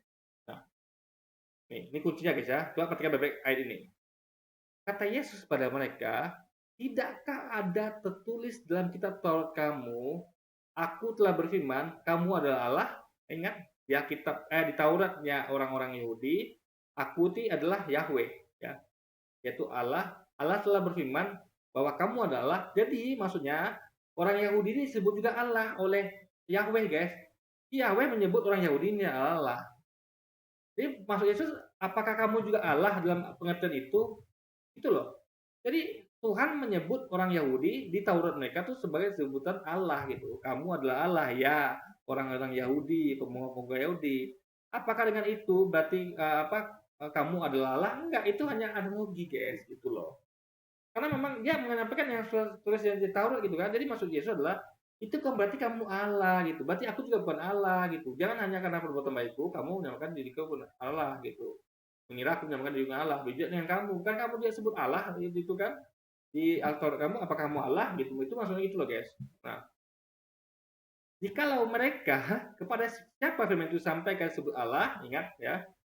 Jikalau mereka ya, maksud itu mereka itu adalah pada siapa firman disampaikan, itu orang Yahudi ini. Kan orang Yahudi ini disampaikan firman kepada mereka, ya, orang Yahudi ini kan. Allah menyampaikan firman kepada orang Yahudi ini, ya. Jika orang Yahudi ini atau kepada siapa firman itu disampaikan, ya, orang Yahudi ini disebut Allah, ya. Sedang kitab suci tidak dapat dibatalkan. Jadi seandainya nih orang-orang Yahudi disebut Allah gitu kan. Karena mereka menerima firman kan. Nah, masihkah kamu berkata kepada dia yang dikuduskan oleh Bapa, yang telah ditulisnya dalam dunia, engkau menghujat Allah gitu. Karena aku telah berkata aku adalah Allah gitu. Jadi Yesus berkata tidak gitu, tidak seperti itu. Karena seperti mereka disebut Allah hanya karena menerima firman Allah, ya. Karena mereka bukan Allah loh, hanya dipanggil Allah oleh Allah gitu kan, oleh Tuhan gitu kan. Nah, masihkah kamu berkata kepada dia yang dikuduskan oleh Bapa, yaitu Yesus itu dikuduskan oleh Bapanya, dan yang telah dituliskan ke dalam dunia, yaitu Yesus juga, yaitu dalam dunia, ya, engkau menghujat Allah gitu kan. Kalau Yesus menghujat Allah karena Yesus telah berkata aku adalah Allah, berarti sama kali kan aku tidak menghujat Allah gitu. Sama kayak kalian juga karena kalian kan dikatakan Allah juga gitu, kan tidak menghujat Allah. Masa aku dituduh menghujat Allah, guys? Itu maksudnya, guys. Jadi aku berkata, maksud Yesus gini, aku berkata aku adalah Allah, ya, bukan berarti aku menghujat Allah gitu, ya. Karena aku cuma orang yang dikuduskan dan apa namanya, dan diutus Bapa di dunia gitu, guys. Jadi nggak menghujat Allah Yesus ini, tapi dia mengatakan apa adanya, guys. Jadi dia tuh anak Allah, bukan Allah itu sendiri gitu. Nah, jikalau aku tidak melakukan pekerjaan Bapakku, janganlah percaya padaku. Dalam artian kalau Yesus ini ya menyimpang dari tugas yang Bapaknya berikan, Bapaknya memberikan tugas ini, dia menyimpang, oke lah. Tapi jikalau aku melakukannya dan kamu tidak mau percaya padaku, ya, kalau dia udah mengerjakan pekerjaan di tugas bapaknya tuh, ya bosnya, jadi kalau dia mereka percaya, nah percayalah akan pekerjaan itu. Jadi minimal percaya kepada pekerjaan itu, mukjizat itu gitu. Kalau ini bukan karena Nabi kan punya mukjizat, guys. Nabi diutus itu kan tandanya mukjizat. Jadi dengan mukjizat itulah mereka harus percaya. Karena Yesus dikasih mukjizat, berarti betul dia dari Tuhannya. Karena Tuhannya memberi dia mukjizat gitu kan. Karena Nabi itu tanda kenabian gitu. Nah, supaya kamu boleh mengetahui dan mengerti bahwa Bapa dalam aku dan aku dalam Bapa. Nah, maksudnya ini sama kita tadi. Jadi dia mengatakan bukan dia dia mau menghujat Allah gitu dengan mengatakan itu, tapi analogi. Kalau maksudnya itu dia tuh dalam Bapa dan dalam Bapa itu adalah maksudnya dia tuh satu seperti gembala dengan bosnya gitu. Ngerti nggak? Dia tuh satu, bosnya tuh adalah ya yang menyuruh gembala ini, gembala adalah ya yang suruh bosnya itu gitu loh, guys. Karena ingat tadi dia bilang ya, tidak ada yang besar daripada Bapakku katanya kan, mana dia ini. Bapakku yang memberikan mereka padaku lebih besar dari siapapun.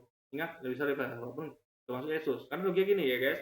Kalau kita ngomong lebih besar dari siapapun, ya, itu berarti dia itu bisa dimasuki oleh semua orang. Dan dia nggak bisa memasuki orang lain. Kenapa? Karena Bapak itu lebih besar dari siapapun. Jadi logikanya adalah yang kecil bisa masuk ke dalam besar. Nah, ketika Yesus mengatakan aku dalam Bapa dan Bapa dalam aku, berarti keluar dari konteks itu kan. Nah, ini artinya adalah maksudnya itu bukan dalam hal itu, yaitu Yesus itu menyamakan dengan Allah, tapi hanya dalam yang sama itu hanya dalam terminnya sebagai gembalanya, bos gitu, pemilik domba. Sama seperti domba Yesus dan dombanya, gembala dan domba adalah satu, dia adalah satunya gembala dengan bosnya gitu guys. Jadi sama sekali Yesus itu menolak disebut sebagai Tuhan. Tapi Yahudi kan memang bandel, dia masih mengira gitu Yesus menyamakan dia dengan Tuhan. Padahal yang mereka disebut di Taurat, kalau mereka tuh disebut kamu adalah Allah guys. Nah, mereka nggak paham gitu kan. Makanya itulah guys, yang terjadi adalah salah paham. Karena Yesus jelaskan tidak seperti itu gitu.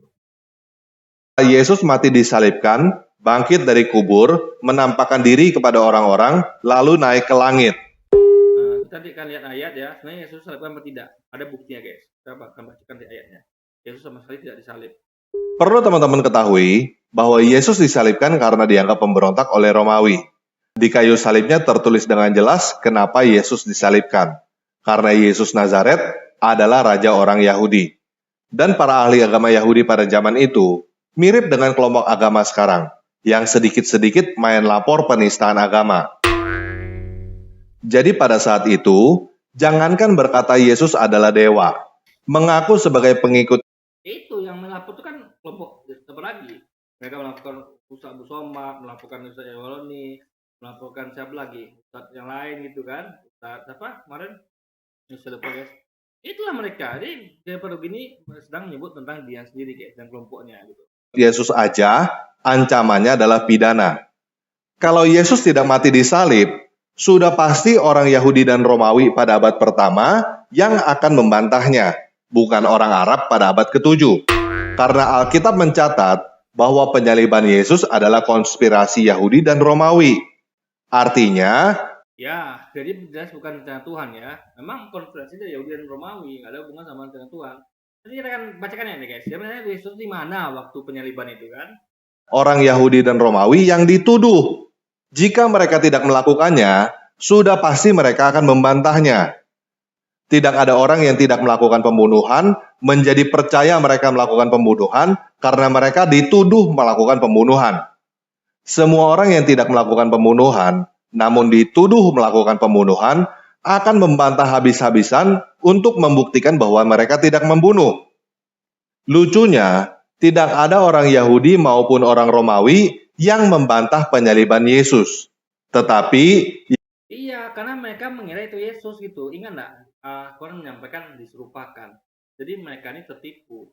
Mereka mengira itu Yesus. Padahal enggak. Nanti kita lihat di mana Yesus sebenarnya gitu. Ini bukti kalau Yesus mereka sudah tertipu oleh Allah ya kan. Jadi yang disampaikan Quran itu ya, itu kitabnya ada guys. Nanti kita akan lihat. yang berusaha membantah penyaliban Yesus adalah orang Arab. Jadi Al-Quran itu bukan membantah penyaliban, tapi membantah bahwa yang salib Yesus. Ada penyaliban itu, tapi bukan Yesus salib guys. Nanti kita akan lihat ya, buktinya dia kitab mereka sendiri. Yesus salib dan dia ada di mana? Ada di guys nanti kita akan bongkar semua guys. 600 tahun setelah peristiwa itu. Perlu diketahui juga bahwa orang Romawi pada zaman itu berkata bahwa Kaisar adalah anak dewa. Jadi bagi mereka, berkata bahwa Yesus adalah anak dewa berarti menentang Kaisar. Ya, mereka ya ingat Yesus baru lahirnya apa terjadi? Dan diramakan nanti akan ada yang merebut kekuasaan dari Raja Herodes. Herodes itu pergi membunuh anak-anak Israel. Yesus dibawa kabur diungsikan ke Mesir oleh ibunya dan saudaranya gitu. Jadi sekali lagi udah terjadi sebelumnya gitu kan. Jadi memang mereka ini nggak mau diganggu kuasanya guys gitu. Ya, jadi sama sekali lagi sebagai raja bukan Tuhan sama sekali. Jadi anak-anak itu adalah mereka apa namanya? Jadi dia adalah kalau Yahudi mengira Yesus itu disamakan dengan Allah. Kalau apa mereka ini mengira ya mereka ini kan ikut aja. Itu Anda tahu nggak yang Pontius Pilatus? Mereka ikut aja apa kata apa kata Yahudi. Bahkan Pontius Pilatus mengatakan kan, aku tidak mendapati kepadanya salah apapun gitu. Jadi ini adalah konspirasi dari Yahudi. Cuman Romawi tertipu gitu guys. Akhirnya ikut bersama Yahudi menangkap Yesus. Tapi akhirnya Pontius ngaku nggak ada salah pada Yesus gitu.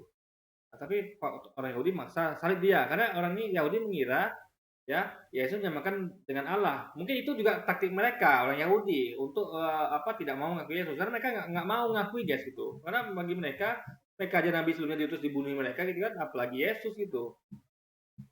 Jadi mereka tuh sekarang ini lagi menunggu Mesias mereka yang nanti akan datang, yaitu siapa? Dajjal, guys.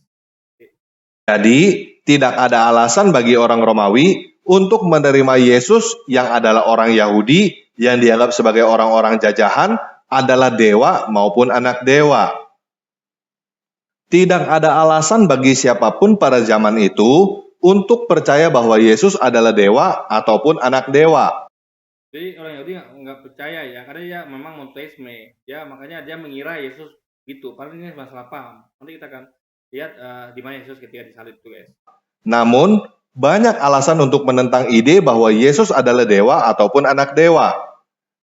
Mereka yang percaya dan menyatakan Yesus sebagai Jadi orang Yahudi ini menentang ya, Yesus itu adalah anak Tuhan. Dalam artian Tuhan itu menentang mereka. Maka mereka melempar Yesus dengan batu. Jadi mereka salah paham. Mereka kira Yesus menyamakan dengan Allah, padahal bukan, guys, gitu loh. dewa adalah orang-orang yang tahu persis bahwa Yesus mati disalibkan. Lalu mereka berjumpa dengan Yesus yang bangkit dari kematian. Nanti kita akan bacakan ayatnya ya. Apa yang jadi sebenarnya dengan Yesus, guys? Dan mereka melihat Yesus terbang ke langit lalu menghilang dengan mata kepala mereka sendiri. Nah, jika kamu melihat sendiri seseorang yang sudah mati lalu bangkit dari kematian dan naik ke langit lalu menghilang, apa yang akan kamu katakan tentang orang itu? Bukankah wajar jika kamu berkata bahwa orang itu sudah menjadi dewa? Ingat, Elia juga naik dalam angin badai. Ya, ada ayatnya yang mengatakan dan mereka melihat Elia juga naik dalam angin badai. Apakah Elia dewa atau Tuhan? Tidak, guys. Karena Elia juga naik ke surga, angin badai itu. Jadi sekali lagi itu kan membuktikan dia Tuhan atau dewa, bukan dewa ya, Tuhan ya. Apalagi mengawur, guys. Suka mengubah Tuhan di dewa, Allah dengan dewa. Kan ya Allah ya Allah. Tuhan Allah ya Tuhan Allah. Nggak dewa, dia ada hubungan sama dewa, guys. Jadi, kapan pertama kali Yesus diidentifikasi atau diakui sebagai dewa oleh pengikutnya? Tapi sekali lagi ya, tidak diakui ya. Mereka malah kaum Yahudi ini menolaknya. Mereka mengira Yesus menyamakan dengan Allah. Jadi sekali lagi mereka tidak mengakui, guys. Mereka salah paham gitu. Ngerti nggak? Mengakui itu beda sama masalah paham. Kalau Kristen mengakui, ya sama salah paham, tapi mengakui dalam artian, iya kamu memang Tuhan. Tapi Yahudi menolak, tidak, kamu tidak. Jangan kamu samakan dirimu dengan Allah gitu. Jadi sekali lagi, yang mengakui Yesus Tuhan itu cuma orang Kristen. Yahudi tidak, guys. Mereka menolak itu, gitu. Membantah Yesus. Yesus juga membantah. Aku tidak pernah. Jadi aku tuh bukan Tuhan gitu. Dan dengan tadi percakapan yang saya sampaikan, guys. Menurut saya, ketika mereka melihat Yesus naik ke langit dengan mata kepala mereka Sama juga ketika Elia naik ke langit dalam angin ribut. Ada ayatnya, guys. sendiri. Nah, apakah kesaksian orang-orang itu langsung bisa diterima oleh orang-orang lain yang tidak melihatnya? Tentu aja tidak. Mereka dicap gila, dicap sesat, dicap murtad, dan lain sebagainya. Mereka bahkan dikucilkan, dipersekusi, dan dibunuh. Sama seperti jika ada orang pada zaman ini yang Ingat ya, Arius dibunuh sama Trinitarian. Unitarian dibunuh sama Trinitarian. Kenapa? Karena mereka percaya Yesus Tuhan utusan, guys. Jadi mereka yang percaya Trinitas, yang percaya Yesus Allah adalah tiga memberi kesaksian, yaitu Trinitas, itu membunuh orang-orang yang masih Unitarian. memberi kesaksian bahwa dia melihat Yesus, apakah banyak yang percaya?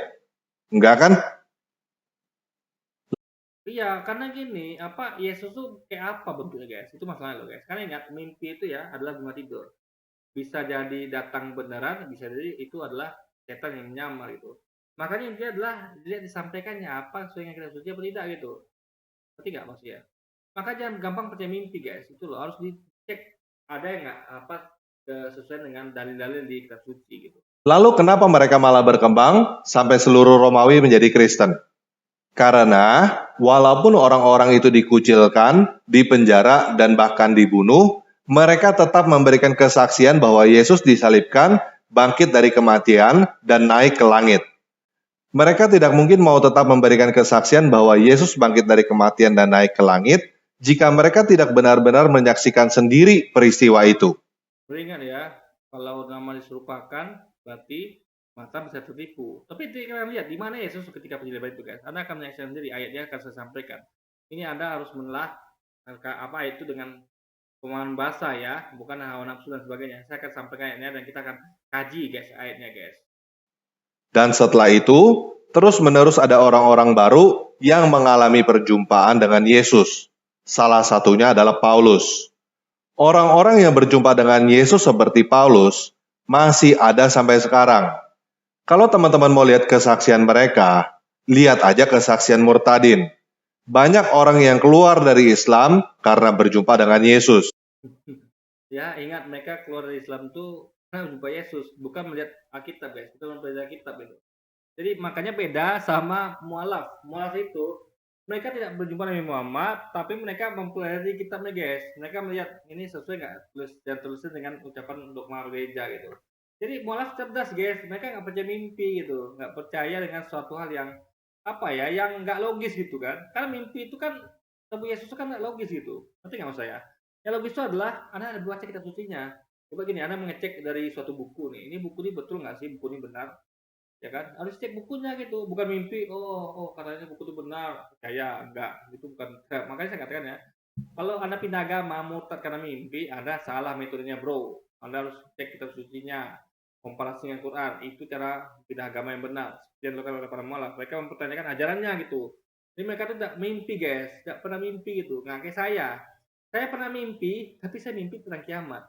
Waktu itu saya adalah, ini cerita sedikit ya, ini saya pernah sering saya ceritakan, saya adalah orang muslim, dilahir.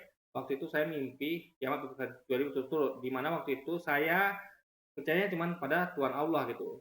Saya tahunya cuma waktu itu, sebelumnya itu hanya Tuhan itu satu, yaitu Allah. Saya baru tahu ada teman adik saya, ya, Natalius namanya, ya adik saya namanya Rangga, itu Natalius ini ternyata beragama Kristen, dan saya baru tahu ternyata Kristen tuh Tuhannya beda, yaitu Yesus. Nah, ketika saya mimpi kiamat 3 berturut tuh, saya bangun dengan keadaan ucap pasti guys, keringat dingin. Waktu saya pikir gini, ternyata ada loh Tuhan yang dituarkan orang selain dari Allah. Maka saya dari bimbang, karena saya nggak pernah belajar tentang Yesus gitu kan. Yang benar nih Tuhan. Jadi mana yang benar? Apakah Yesus apa Allah gitu kan? Makanya saya jadi curious gitu guys. Saya jadi haus itu. Akhirnya saya ikut debat-debat gitu di Facebook dan segala macamnya, dialog antaragama. Saya juga baca kitab sucinya, saya komparasi. Itu cara yang benar. Akhirnya apa terjadi? Apakah saya murtad? Tidak. Saya malah tetap yakin, malah makin yakin dengan agama Islam saya. Itu baru cara yang benar.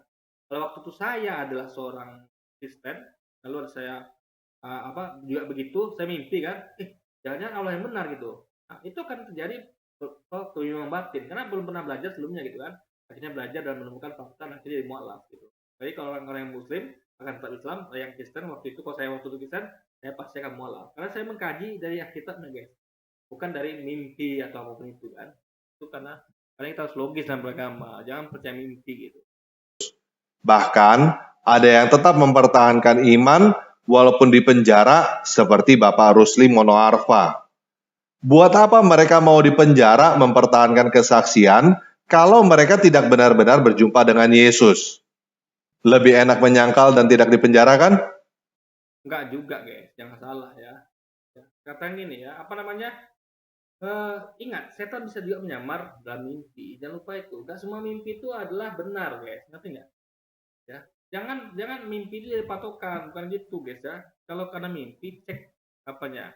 Makanya kayak kami kan, saya mimpi misalnya merasa mimpi ketemu Nabi Muhammad. Nah, untuk meyakini itu mimpi Nabi Muhammad, saya akan cek ciri Nabi Muhammad. Saya akan cek ya. Saya akan cek disebutkan itu Nabi Muhammad itu begini begitu. Nah, saya akan cek dengan Al-Quran, apakah disampaikan ini sesuai dengan Al-Quran atau tidak. Baru saya yakini. Nah, kalau mereka jujur kalau ngecek itu Yesus gimana? Nah, sekarang coba Anda. Kalau Nabi Muhammad kan jelas di deskripsinya di Quran dan hadis. Tapi Yesus enggak, guys. Coba Anda buka ketik Google Yesus. Nah, ada ketik Google Yesus, ada tulis gambar. Itu ada banyak sekali kreasian Yesus, guys. Ada Yesus berkulit putih, berkulit merah, berkulit hitam, ada yang rambutnya keribu, ada yang lurus gitu, guys ya. Dan mukanya macam-macam. Jadi ada lihat Yesus tuh ada banyak rupa dan versi, guys. Nah, sekarang Yesus yang mana yang jumpai Anda gitu? Susah kan dibuktikan? Beda sama Muhammad, itu jelas di sini ada gitu bagaimana beliau tuh tampannya ada segala macam, tingginya berapa, cirinya apa, semua jelas gitu, rambutnya seperti apa, jelas. Jadi dan makanya nggak buat digambar, kenapa? Karena takut nanti di apa lenceng dari ke situ kan, jadi cukup deskripsinya dilihat gitu. Jadi bisa kita identifikasi ini memang Nabi Muhammad apa tidak sesuai dengan ciri yang sebutkan tadi. Tapi kalau Yesus kan tidak bisa, karena gambar Yesus banyak gitu. Yang mana dia sebenarnya gitu? Apakah yang kulit hitam, apa kulit putih, apa rambutnya kribo, apa rambutnya yang lurus gitu. Nah, itu dia guys. Jadi lebih susah diidentifikasi dan hampir mustahil gitu. Jadi kalau kita mimpi itu ya, misalnya saya mimpi ketemu dengan apa? Dengan siapa ya? Misalnya dengan Jenderal Sudirman lah. Maka saya cek foto Jenderal Sudirman. Oh, beliau ternyata seperti ini. Mimpi saya nggak seperti ini, berarti beliau bukan Jenderal Sudirman. Nah, lihat juga kata-katanya. Apa yang kata Jenderal Sudirman? Kamu apa namanya? Merdeka karena apa namanya? Karena apa ya? Karena dikasih sama Belanda. Oh, berarti bukan Jenderal Sudirman gitu. Jadi intinya adalah harus dicek guys. Jangan percaya gitu aja gitu kan. Jadi, keadaan saat itu mirip dengan keadaan sekarang di Indonesia. Malahan mungkin keadaan orang Kristen zaman dulu lebih parah di persekusinya daripada sekarang. Faktanya yang di penjara Anda tahu ya adalah ulama-ulama Islam itu, ya kan? Mereka justru tidak itu. Bahkan ulama Islam itu ya yang kami itu nyampaikan ceramah di dalam masjid kami sendiri ya kepada umat kami sendiri, malah kami dipersekusi, dilaporkan. Kayak Ustaz Ewaluni dan Ustaz Somad dan Ustaz lainnya itu kan menyampaikan ceramah di depan kaum muslimin di dalam masjid, dilaporkan polisi. Kan itu adalah wilayah wilayah kami. Dan yang kami sampaikan adalah kayak apa akidah kami tentang Yesus, siapa Yesus, dia nabi apa Tuhan gitu kan. Ini malah dipersekusi guys. Jadi itulah bukti kalau mereka ini tidak toleran gitu. Karena mereka adalah minoritas. Ya kan, di Indonesia mereka minoritas, artinya adalah mereka minoritas yang nggak tahu diri guys. Orang Kristen dibunuh karena percaya kepada Yesus pada zaman itu. Faktanya dibunuh itu adalah sebaliknya ya. Yang mana dibunuh adalah orang-orang Arius yang bukan Kristen, yang mereka itu adalah Unitarian. Ingat waktu itu Kristen belum ada, Kristen baru disebut di Antioquia ya, 300 tahun setelah Yesus pergi ya. Ingat itu. Ya, pertama lah mereka waktu itu disebut Antioquia, di Antioquia disebut Kristen. Arius tidak disebut Kristen guys, mereka masih umat apa Nasrani, yaitu umatnya Yesus dari Nazaret. Jadi Kristen baru muncul kemudian. Sebelumnya mereka adalah umat Nasrani. Nah, umat Nasrani ini yang masih menganggap Yesus bukan Tuhan. Jadi umat Nasrani awal pengikut Yesus itu menganggap Yesus cuma nabi. Datanglah kemudian umat yang mengaku Kristen. Dan mereka lah yang mengubah ajaran Yesus, menjadikan Yesus bukan lagi nabi tapi Tuhan guys. Di Konsil Nikea. Setelah mereka membantai Arius dengan kawan yang masih berpaham Unitarian yaitu umat Nasrani ini guys. Itu loh. Sejarahnya gitu ya. Itu lebih sering daripada sekarang. Tetapi orang Kristen bukan semakin sedikit, malahan menjadi semakin banyak. Orang-orang Sama kayak komunis juga itu. Jadi maksudnya bukan menyamakan Kristen dan komunis ya. Maksudnya tuh gini, makin banyak tuh kan berarti benar, ya. Makin banyak bukan berarti benar. Kalau Anda lihat di Indonesia, yang banyak Islam. Kalau itu patokannya, maka Islam benar di Indonesia. Anda pergi ke Amerika, yang banyak siapa Kristen? Maka Kristen benar. Jadi benar itu bukan itu, guys. Ngerti nggak? Jadi benar itu bukan banyak sedikit, tapi ajarnya benar apa tidak gitu. Meskipun ingat dulu ingat Ibrahim sendirian kan, apakah dia salah? Yang banyak itu orang-orang musuh-musuh Ibrahim loh guys ya, orang-orang nyembah berhala ya, Namrud itu yang banyak kan. Ibrahim yang sendirian yang benar gitu, tapi dia tegang doanya kan, apa namanya, jikalau aku apa nggak selamat ya, saya kurang lebih lupa doanya ya, jikalau saya nggak selamat apa ya Allah aku sendirian di bumi ya dan engkau sendirian esa di langit. Nah dia sendiri guys gitu. Jadi kalau dia takut kalau dia tidak selamatkan, nanti siapa lagi yang mau meneruskan apa Allah ini, meneruskan firman-Nya gitu kan. Nah, jadi sekali lagi ya, bukan patokan banyak sedikitnya gitu.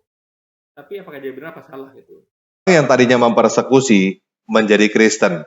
Dan itu yang akan terjadi lagi di Indonesia. Mimpi kali ya. Seperti halnya di Indonesia, pada saat itu, setelah Yesus dipercaya sebagai dewa, muncul banyak pertanyaan. Pertanyaan pertama adalah, apakah Yesus adalah manusia yang diangkat menjadi dewa ketika naik ke langit? Dan Ingat, Yesus itu ya dianggap Tuhan oleh kaum Trinitarian. Yang mana mereka membantai kaum Unitarian yang anggap Yesus nabi. Yang mana mereka tuh adalah kaum umat Nasrani sebutannya. Jadi apa Kristen adalah penganut Trinitarian yang datang setelah kemudian datang untuk membantai umat Nasrani ya, yang itu Arius dan kawan-kawan. Ya, di situ poinnya situ guys. Jadi disitulah mulai karena mereka percaya Yesus Tuhan, maka dibuatlah Konsil Nikea untuk mengukuhkannya. Dan mereka mulus. Kenapa? Arius sudah nggak ada lagi. udah dipersekusi, udah dihabisi gitu kan, sehingga mereka bisa melenggang bebas, tinggal Trinitarian lagi yang tinggal. Makanya yang gampang mereka menyebabkan ajaran itu. Kenapa? Karena yang penolakannya penghalangnya udah nggak ada lagi Arius tadi guys, itu loh logikanya. Jawaban dari para pemimpin gereja ada Sama kayak di Amerika juga kemarin kan, pembantaian orang Katolik ke Mormon, itu diakui oleh Temperagin di Juli kemarin itu.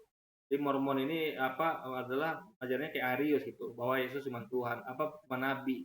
Mereka dibantu oleh Katolik. Nah, itu sama kayak dulu orang Kristen membantai Arius dan kawan-kawan yang menganut Trinitarian yang merupakan umat Nasrani dipanggil pada waktu itu guys. adalah tidak. Untuk menjelaskan bahwa Yesus bukan menjadi dewa ketika naik ke langit, ditulislah kesaksian tentang kehidupan Yesus yang diakui oleh bapak-bapak gereja, oleh para saksi mata yang mengenal Yesus sebelum disalibkan.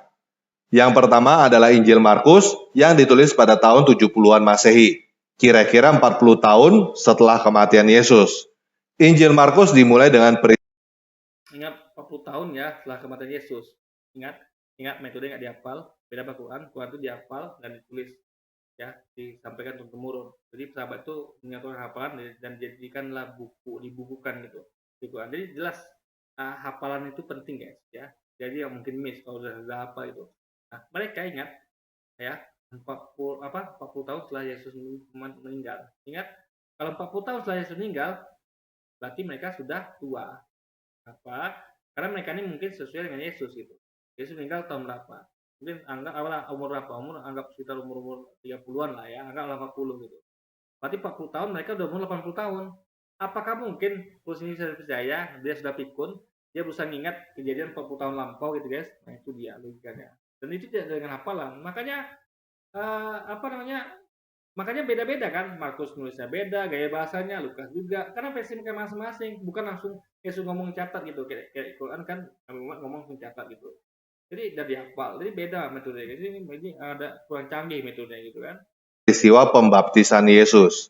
Jadi, pesan yang disampaikan di situ adalah Yesus adalah anak dewa sejak awal pelayanannya. Kemudian muncul pertanyaan berikutnya. Jadi Yesus mulai diangkat menjadi anak dewa ketika dibaptis oleh Yohanes? Jawabannya adalah tidak. Jadi anak Tuhan ini maksudnya adalah gembala tadi. Ingat ya, gembala gitu. Gembala bukan pemilik domba. Yang milik domba yang punya domba adalah pemilik dombanya. Pemilik domba itu memberikan bebannya kepada Yesus sebagai gembala untuk dikelola. Tadi kita sampaikan kan kajiannya kan. Untuk menjelaskan hal ini, pada tahun 80-an sampai 90-an, 50 sampai 60 tahunan setelah kematian Yesus, penulis Injil Matius dan Lukas mengisahkan kelahiran Yesus. Ingat, ini lebih pikun lagi guys, lebih rentah lagi, lebih tua lagi gitu. Berarti berapa umur mereka nih coba? Ya. Mengingat kejadian 50 tahun lampau guys. Coba saya aja ya, baru ada kejadian mana saya ada cerita sedikit. Saya bekerja di suatu tempat. Itu saya menyaksikan depan mata saya ya. Saya waktu ada di kamar mandi, saya dengar ada keributan di luar. Saya keluar, ternyata teman saya yang wanita guys, bukan pacar ya, maksudnya teman kerja gitu guys. Dia dalam posisi dibully lah sama satu keluarga. Jadi dia tuh diinjak ya. Saya lupa dia dianiaya lah guys. Ada diinjak mungkin. Karena saya lupa loh ya. Waktu itu pun saya lupa. Jadi saya ingatnya tuh kayaknya ada diinjak deh. Ya itu perutnya. Ya habis itu digambar rambutnya, digunting rambutnya. Karena situ ada nampak gantung rambut berserakan. Dan pria tuh main gunting. Nah, jadi ada 2 perempuan, 1 pria, 1 perempuan itu, 1 gendong anak kecil gitu kan. Ini ceritanya teman saya ini dituduh mengambil suaminya, dan itu memang saya yakin benar itu. Karena memang teman saya ini aib orang sih, saya nggak boleh ngomong ya, ini aib ya, maaf ya, nggak boleh saya sampaikan. Yang penting itulah kisahnya guys. Nah, tidak penting ya, yang penting adalah waktu itu saya ke kantor polisi untuk disaksi gitu. Kenapa? Karena saya tentu harus kasih kebenaran dong. Saya merasa saya wajib menyampaikan kebenaran itu. Dalam artian gini, oke lah mungkin teman saya begitu, anggaplah benar, anggap ya, meskipun harus dibuktikan. Tapi yang saya nggak mau itu adalah penganiayaan guys. Nggak boleh kita sama untuk menganiaya orang gitu. Ya nggak boleh, itu haram. Kita serahkan polisi. Jadi saya harus buktikan kalau mereka ini memang melakukan penganiayaan. Jadi saya harus melakukan itu gitu kan. Jadi saya memberikan kesaksian. Nah, pas saat polisi nanya, ya benar nggak menginjak? Saya ragu guys, karena kejadian baru kemarin itu loh. Saya memberikan kesaksian itu besoknya gitu kan. Nah, saya ingatnya lagi kan, Saya lupa Pak. Kalau saya lupa loh, kamu bilang iya, iya, tidak gitu. Kalau nanti kamu tuntut gitu kan. Saya malah saya takut guys. Itu gimana Pak ya? Akhirnya saya batal dari saksi. Kan ya. Saya lupa. Lalu tanya lagi mas polisi ini kan. Pegang mutingnya tangan kanan apa tangan kiri? Saya lupa juga Pak. Pengen juga. Baru kejadian 1 hari guys. Apalagi ini udah 50 tahun, 60 tahun, 40 tahun guys. Apalagi ini panjang kita ya. Kenapa nggak dihafal? Cuma waktu itu saya hafal. Begitu ada kejadian saya hafal. Waktu kejadian itu saya berdiri kan, langsung saya hafal. Oh, dipegang tangan kanan nih. Itu tidak akan seperti itu kejadiannya gitu. Nah, jadi kalau mereka waktu itu menghafal, sama kayak kaum muslimin, menghafal langsung yang Nabi Muhammad sampaikan dan menulis, sehingga mereka punya double dokumen di kertas dan apa di lembaran datang lepas koma dan juga di apa memori kepala mereka guys. Nah, tapi kalau mereka ini tidak gitu. Jadi ini sangat mungkin terjadi kealpaan karena udah lama dan mereka pun sudah tua gitu kan, sudah pikun guys. Yesus oleh Roh Kudus dari perawan Maria. Kemudian muncul pertanyaan. Makanya juga beda-beda kan, karena ini kan kesaksian manusia. Jadi sekali lagi itu bukan firman Tuhan. Karena kesaksian manusia dalam sejarah itu bukan firman Tuhan, tapi firman Tuhan dari isi kepala manusia guys. Firman Tuhan itu betul-betul dari Tuhan. Disampaikan melalui nabinya guys. Pertanyaan lagi, apakah Yesus adalah dewa yang diciptakan oleh dewa pada saat dia dilahirkan? Jawabannya adalah tidak. Untuk itu Injil Yohanes ditulis pada tahun 90-an, kira-kira 60 tahunan. Ini lebih lama lagi. Jadi dia adalah susah dipercaya gitu guys. Kurang aja mereka tidak percaya gitu kan. Padahal metodenya benar gitu loh, dihafal langsung pada waktu itu juga turun temurun gitu kan. Sampai sekarang orang hafal itu turun temurun dari dulu ya, dihafal turun temurun. Itu aja mereka tidak percaya, apalagi metode seperti ini gitu. Metode yang ditulisnya baru 60 tahun, 70 tahun kemudian. Ya orang itu sudah pikun guys. Ingat saja, ingat yang mana lupa. Apalagi mereka ingat kejadian 60 tahun sebelumnya gitu guys. Luar biasa guys. Nah itu waktu kematian ya, belum waktu Yesus zaman umur 13 tahun ke bawah atau sebelum matinya itu kan. Itu baru pas mati ya guys. Jadi bagaimana bisa mereka yakin itu benar gitu loh. Karena berdasarkan ingatan yang sudah terjadi dulu kejadiannya guys gitu loh. Setelah kematian Yesus. Injil Yohanes menjelaskan mulai dari pada mulanya adalah perkataan. Sang perkataan itu ada bersama dewa dan perkataan itu adalah dewa. Nah ini secara kalimat ini sudah absurd guys ya. Ya ini perlu kita kritik ya. Coba begitu ya. Pada mulanya adalah firman.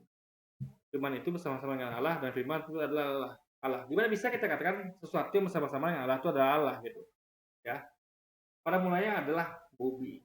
Bobby bersama-sama dengan Tabaragi dan Bobby adalah Tabaragi. Bagaimana bisa kalimat ini kita yakini guys? Makanya kita harus lihat kalimatnya gitu kan. Dia pada mulanya bersama-sama dengan Allah. Kok bisa dia adalah Allah guys? Orang yang bersama-sama dengan Allah bukan Allah gitu. Ngerti nggak? Orang bersama-sama saya bukan saya gitu. Ini kalimat sederhana loh, tapi kenapa mereka percaya gitu aja gitu? Ya, tapi ya sudahlah, itu tidak mereka. Yang penting kalau saya tidak percaya hal ginian guys. Segala sesuatu dijadikan oleh sang perkataan itu, dan tanpa sang perkataan itu tidak ada satupun yang jadi. Sang perkataan itu telah menjadi manusia dan diam di antara kita dan seterusnya. Menurut tradisi, penulis Injil Yohanes adalah murid yang diberikan kira-kira 60 tahunan setelah kematian. Nah, ini kan.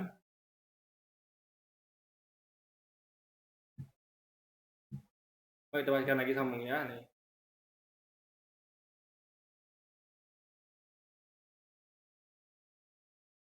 Salah satu dijadikan oleh dia, dan tanpa dia tidak ada sesuatu pun yang telah jadi. Dia segala telah jadikan. Sedangkan dia aja baru dijadikan ya setelah Maria ibunya guys. Coba. Bagaimana bisa dikatakan segala sesuatu dijadikan oleh dia, sedangkan dia aja baru dijadikan ya itu ketika baru dilahirkan oleh ibunya guys. Sebelumnya kan dia nggak ada, belum hidup gitu, masih berupa orok guys. Nah, jadi ini jelas ini harus dipertanyakan. Ini kalimatnya kok ini gitu kan, maksudnya tuh kok itulah akibat dari orang nulis kira-kira 67 tahun kemudian lupa gitu guys. Saya sih maklum, saya aja kemarin lupa, apalagi orang ini gitu kan. Dan ini banyak lagi yang lainnya ini memang kita tidak percaya gitu guys. Kata-kata itu bukan percaya siapa ya, karena kata-katanya udah nggak sesuai dengan kaidah bahasa Indonesia yang benar gitu guys, kaidahnya gitu kan. Bagaimana bisa sesuatu yang bersama-sama dengan Allah itu adalah Allah gitu. Ini bahasa aja udah aneh di segi bahasa gitu kan. Yesus. Injil Yohanes menjelaskan mulai dari pada mulanya adalah perkataan. Sang perkataan tanpa sang perkataan itu telah menjadi oleh Yesus dan menyaksikan segala peristiwa yang terjadi dengan mata kepalanya sendiri. Iya, tapi itu 60 tahun lalu. Bagaimana bisa dia mengingatnya, guys? Karena tidak dihafal gitu kan. Itulah. Tapi gimana lagi ya? Mereka mengikuti Quran, karena Quran dihafal, tapi mereka lupa. Kalau mereka jauh lebih parah gitu. Dan metodologisnya nggak ada canggihnya dibanding Quran, guys. Masa ditulis ketika sudah tua gitu kan? Kenapa nggak ada begitu pas Yesus ada gitu dan disimpan dokumen itu gitu loh maksud dia, guys. Baru setelah itu, muncul pertanyaan-pertanyaan teologis pada abad kedua dan ketiga. Kamu punya Bapak Dewa, lalu kamu punya Yesus sebagai anak dewa, berarti kamu punya dua dewa kan? Ini pertanyaan klasik yang sudah muncul sejak awal kekristenan. Dan jawaban dari orang Kristen adalah tidak. Kami bukan punya dua dewa, walaupun ada Bapak Dewa dan anak dewa. Ini mulai apa ini saya kaji pakai matematika ya. Jadi mulai mengangkali gimana caranya supaya nggak kelihatan seperti dua gitu. Bagaimana logikanya punya Bapak Dewa dan punya anak dewa, tetapi tetap berkata punya satu dewa? Apalagi ditambah Roh Kudus, jadi ada tiga dewa dong. Dan jangan lupa juga ada Allah menjemakan diri. Ya, ini pengakuan dari yang di video apa namanya itu video dari Juli yang dia menyampaikan kajian online gitu. Di situ dia mengatakan Allah menjelma dari semak berapi. Berarti Allah jadi 4 dong gitu, bukan 3 lagi, guys. Juga Allah pernah menjelma jadi yang lain. Jadi itu ada ayatnya. Dan saya katakan itu bukan menjelma dalam hal gituan, tapi menjelma dalam artian tanda gitu, guys. Tanda kalau dia tuh hadir. Bukan dia yang menjelma dari itu. Sama kayak misalnya saya pakai teknologi manusia aja canggih ya. Saya menelpon orang lewat HP. Bukan saya yang di dalam HP itu, tapi cuman itu pun bukan suara saya, hanya sinyal yang diubah dari suara saya, dari sinyal sampai ke orang itu, guys. Itu poinnya. Bagi orang Romawi, hal itu tidak masalah. Jangankan punya tiga dewa, punya 100 dewa pun nggak masalah. Namun orang Kristen tetap ngotot bahwa Bapa, Putra, dan Roh Kudus itu bukan tiga dewa, tetapi satu dewa. Penjelasan yang paling awal, yang paling simpel, adalah modalisme, ganti mode. Saya adalah seorang bapak bagi anak-anak saya, tetapi saya juga adalah anak bagi orang tua saya. Penjelasan ini digunakan oleh Ignatius Antioch, Sabellius, dan lainnya. Jadi jelas sekali mereka berusaha untuk memanipulasi. Masa tuh biar itu seperti itu, guys. Paling enggak kan? Coba bayangkan ya. Saya adalah bapak bagi anak saya dan saya adalah anak bagi bapak saya gitu. Tetap ada dua oknum situ, yaitu saya sebagai anak dan saya sebagai bapak. Jadi saya sebagai anak ya anaknya. Saya sebagai bapak berarti bapaknya gitu loh, guys. Tetap ada dua, bukan satu itu, guys. Pada zaman ini, penjelasan ini diterima dan digunakan oleh teman-teman Kristen yang disebut oneness. Nah, kenapa mereka menerima? Kan itu jelas akalnya bisa terima gitu, guys. Kok bisa itu dikatakan satu, padahal itu jelas dua masih kan. Gimana pun ada lagi kausalannya lebih apa lagi, lebih absurd lagi ya. Mereka menyamakan dengan lilin, api dan batangnya. Ada lagi menyamakan dengan tangan kanan saya di sebelah kanan saya. Lagi mereka akan berusaha untuk menjadikan itu satu, padahal tetap tiga, guys. Apapun caranya kan. Namun penjelasan ini dibantah oleh orang-orang Kristen lain seperti Arianus, Tertullianus, dan kawan-kawan. Jadi, perdebatan teologi yang ada di dalam kekristenan bukanlah apakah Yesus adalah dewa. Semua orang Kristen akan berkata bahwa Yesus adalah dewa. Tetapi bagaimana? Tapi Yesus anak dewa, kok bisa dewa kan? Jadi kita para gini bingung sendiri, guys. Ya, dewanya kan Allah, Yesus kan anak dewa. Tapi itulah, guys, ya, jadi memang kebingungan terjadi pada mereka, tapi kita maklum aja. Nanti jangan lupa ya, nanti terakhir ya, jangan stop dulu video, nanti saya akan sampaikan yang tadi. Sebenarnya Yesus di mana waktu dia salib, guys? Cara menjelaskan bahwa Bapa, Putra, dan Roh Kudus adalah satu dewa. Ada yang menjelaskan dengan cara begini, ada yang menjelaskan dengan cara begitu. Itulah sebabnya orang-orang Kristen berkumpul pada Konsili Nisea pada tahun 325 dan menghasilkan kredo, pernyataan iman Kristen yang diakui oleh gereja-gereja. Ya, dengan berusaha menjadikan yang tiga di satu itu, padahal nggak ada berhasil, guys. Makanya orang tuh pada mualaf karena mereka lihat ini nggak bisa dihitung pakai matematika, bro. Juga waktu itu kan siapa tuh juga mengakui di situ. Ini memang nggak masuk akal karena nggak bisa dipakai ilmu matematika, juga ilmu alam gitu kan. Karena kalau mereka jujur mereka bisa ngakui bisa pakai ilmu matematika karena satu tambah satu sama tiga, yaitu satu bapak tambah satu anak satu roh kudus kan tiga, satu tambah satu tiga. Mereka mengatakan tidak bisa pakai ilmu matematika, apa bisa, guys? Lalu yang kedua tidak bisa pakai ilmu alam. Bisa, Yesus bisa pakai ilmu alam. Kalau Allah nggak bisa. Yesus bisa. Kenapa? Dia tunduk hukum alam. Saya jelaskan, dia makan, butuh minum, dan kan mati. Kalau dia kena hukum gravitasi, kalau dia lompat dari tinggi pasti akan jatuh ke bawah gitu kan. Nggak mungkin dia akan terbang ke atas gitu kan. Jadi waktu kejadian dia diangkat itu ya, itu lain lagi. Tapi kalau normalnya dia akan jatuh ke bawah ketika dia di tempat tinggi gitu guys. Pada zaman itu. Nah, buat teman-teman yang ingin tahu penjelasan saya tentang Tritunggal, silakan cari video di channel ini dengan kata kunci Tritunggal tanpa ragi. Nah ini kalau salah belum saya komentar ya guys, ini kan saya ada waktu saya akan komentar ya. Kalau salah ini belum saya komentar, itu saya akan cek lagi, udah apa belum gitu kan. Nah, bagi saya, perdebatan teologi tentang bagaimana kedewaan Yesus menarik untuk dibicarakan, tetapi tidak pantas untuk dijadikan ajang perpecahan dan sesat-sesatan. Ya gimana nggak pecah gitu kan, karena memang beda-beda gitu merumuskannya gitu, karena memang sesuatu yang tiga tuh nggak bisa dijadikan satu guys, gimana pun celana dijadikan satu, yang tiga tuh nggak bisa ya. Ada kunci ya, power bank, ada mouse ya, karena nggak bisa dijadikan tiga di satu ya, ketiga gitu guys, gimana pun cara anda gitu, sampai kiamat pun akan pernah di satu gitu. Itulah mereka berusaha, tapi ya itulah, tapi ya sudahlah, itu akidah mereka gitu. Kita coba untuk dakwain aja kan, kita nggak boleh politisi guys. Mereka pun tidak bisa kalau saya polisi karena memang ini akidah masing-masing gitu kan.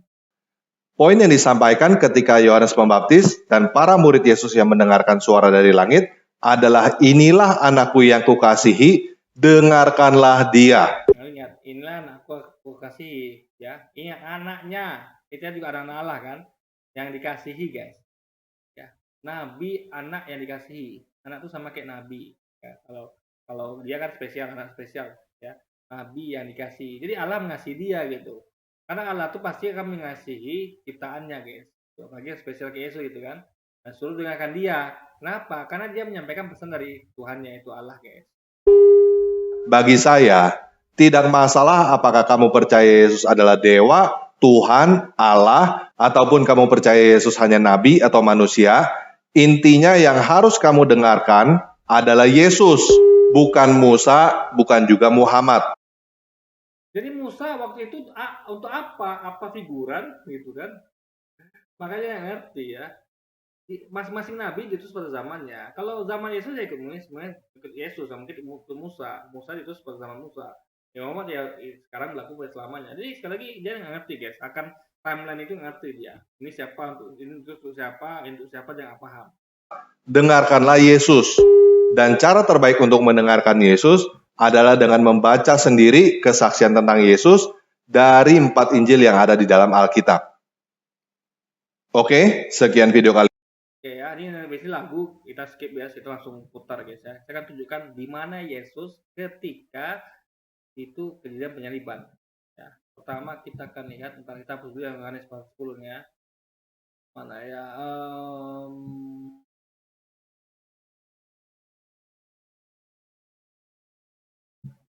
Oke.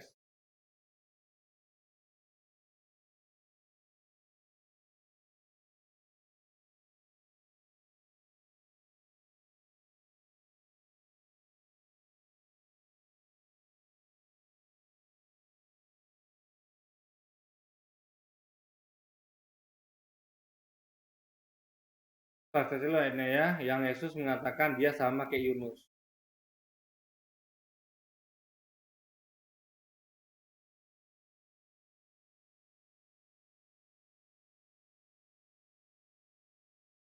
Dia bukan sini guys, bentar, kita cari dulu ya. Ini tentang, ini menampakkan kepada murid ya. Nah, kita akan cari ya, seperti Yunus. Seperti Yunus, 3 hari 3 malam. 3 hari 3 malam. Kita akan tahu di mana Yesus ketika waktu pengajian itu guys. Nah, di Matius guys, pasal 12 ya. Kita lihat konteks lengkapnya ya. Nah, nih. Nah, ingat ini kita belum bacakan semuanya, tapi Anda perlu tahu yang awal ini adalah bagaimana Yesus itu menunjukkan mukjizatnya kepada orang-orang Yahudi, di mana pada hari Sabat itu ya dia menghidupkan orang mati, apalagi menyembuhkan orang sakit gitu kan, itu adalah mukjizat yang ditunjukkan itu basicnya. Ya, jadi ya, di bawah ini kita baca ya, mana ya.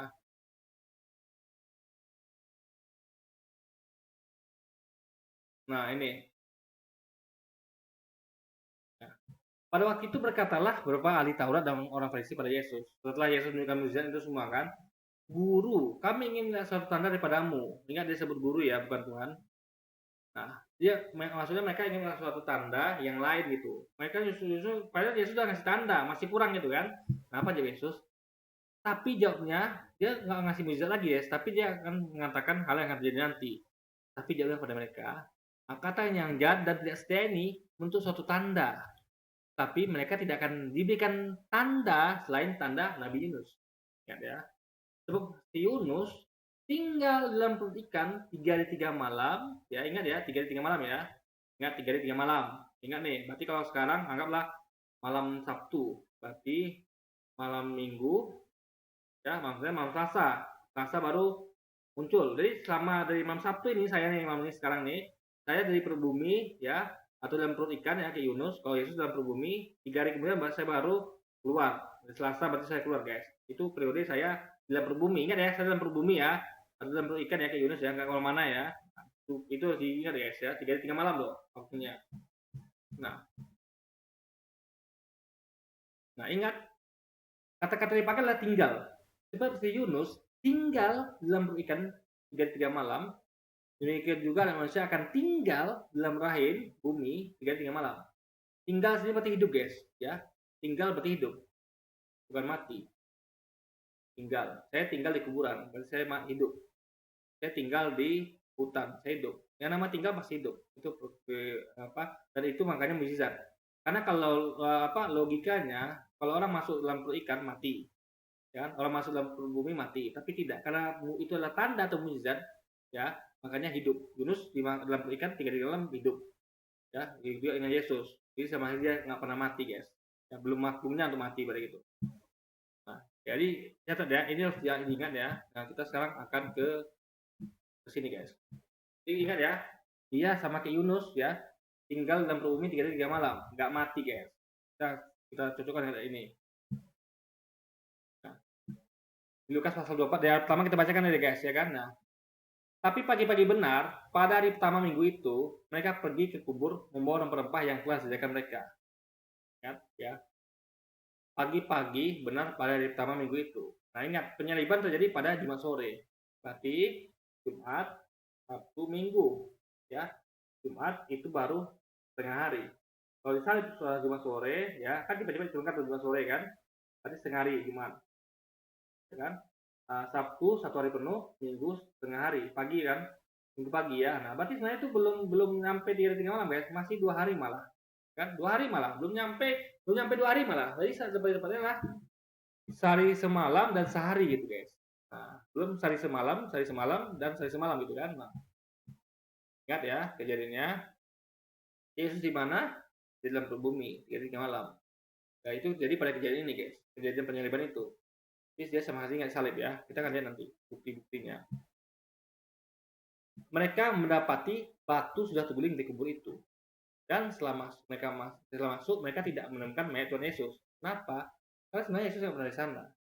Ingat, yang disalib adalah diserupakan dengan Yesus, dia ada dalam perut bumi, rahim bumi 3 hari 3 malam. Itu melebihi kejadian penyaliban. Jadi kalau gitu ya, kalau ini kejadiannya, nanti kita lihat kapan mereka ketemu itu guys, ketemu dia gitu. Itulah mulai dia muncul lagi dalam rahim bumi gitu. Jadi sama sekali dia tidak dikubur itu gitu, tapi di dalam perut bumi. Ingat ya, kubur itu kan diambil dari orang salib. Jadi orang itu baru dikubur dikubur hari Jumat sore ya. Ingat, Jumat sore, Sabtu pagi, Sabtu malam, Minggu, itu belum 3 hari guys. Berarti ini bukan Yesus, tapi orang lain gitu. Ya kan? Nah, ya bukan di situ berarti kan, itu logikanya gitu. Nah,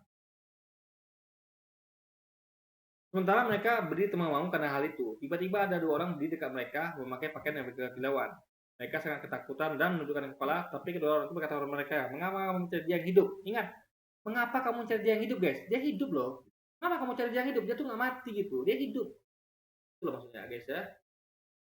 Dia hidup di mana? Di dalam rahim bumi. Jadi 3 malam gitu, tinggal.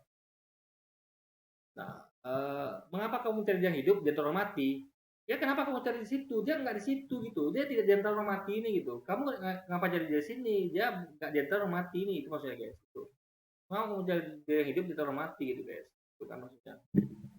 Dia tidak ada di sini. Dia telah bangkit. Maksudnya bangkit dari mana? Dari rahim bumi gitu. Bangkit bukan dari kematian guys, gitu kan? Karena dia hidup loh, ingat dia hidup ya.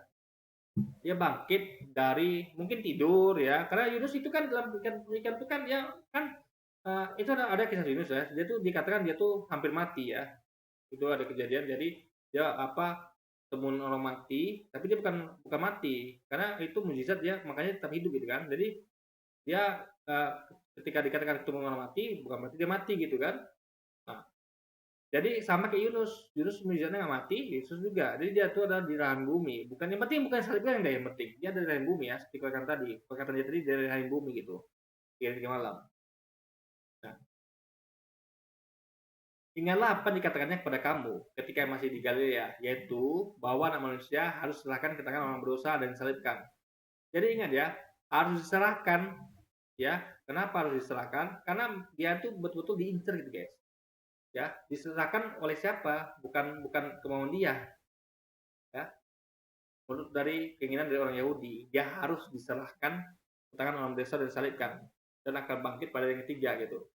Nah, maksudnya adalah dia akan bangkit alias jatuh dari keluar dari rahim bumi ya, bukan dari tempat kuburan itu setelah disalib itu pada yang ketiga gitu. Nah, maka tinggallah mereka akan berkata Yesus itu, dan setelah mereka kembali dari kubur, mereka menceritakan semua itu pada 11 murid dan pada semua saudara yang lain. Perempuan-perempuan itu ya Maria Maria Maria dari Magdala, bla bla bla. Tapi kita percepat ya guys ya. Nah, ketika masuk ke dalam, dia melihat hanya kain kapan saja. Lalu dia pergi bertanya dengan siapa kita terjadi gitu. Intinya mereka tidak menemukan Yesus ya di situ sama sekali, karena dia nggak pernah situ guys. Ya, dia ada di mana, di rahim bumi 3 malam, bukan dikubur ya. Nah, di sini Yesus sudah mulai menampakkan diri guys intinya. Kita usah bacakan panjang nih guys ya. Yang penting kita skip aja. Yang penting Yesus sudah mulai menampakkan diri pada mereka. Tapi poinnya di sini nih guys, poinnya.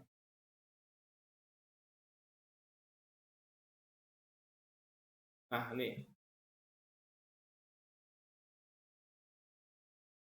Nih. Katanya kepada mereka, ya. Apakah itu? Jawab mereka. Ini dia di sini ya mulai guys ya nih. Seorang dari mereka namanya Kleopas menjawabnya, adakah engkau seorang asing di Yerusalem yang tidak tahu apa yang jadi di situ pada hari belakang ini? Maksudnya itu menuju ke Yesus guys. Jadi Yesus ini mereka berusaha dari Yesus itu. Itu kata Yesus kepada mereka, apakah itu? Jawab mereka, apa yang jadi dengan Yesus orang Nazaret? Dia adalah seorang nabi guys. Ingat, dia adalah seorang nabi. Ingat, mereka mengakui mengenal dia sebagai seorang nabi, yaitu gembala guys. Jadi ingat, mereka ini berkata karena mereka kenal Yesus. Mereka menyebut Yesus bukan anak Tuhan, anak Allah, apalagi dewa, tapi dia adalah seorang nabi guys. Ini perlu catat loh, seorang nabi. Mereka mengenal dia sebagai seorang nabi. Maka kata Yesus kan, domba aku mengenal aku juga mengenal mereka. Tepat, mereka mengatakan Yesus sebagai seorang nabi. Dia adalah seorang nabi, bukan anak Allah, anak Tuhan ataupun yang lainnya gitu guys. Yang berkuasa dalam pekerjaan dan perkataan di hadapan Allah. Ya, dalam pekerjaan dan perkataan di hadapan Allah. Berarti di hadapan Allah, bukan Allah itu sendiri guys. Nabi yang diutus di hadapan Allah, oleh Allah. Jadi tanggung jawabnya itu di hadapan Allah gitu kan. Dan di depan seluruh bangsa kami.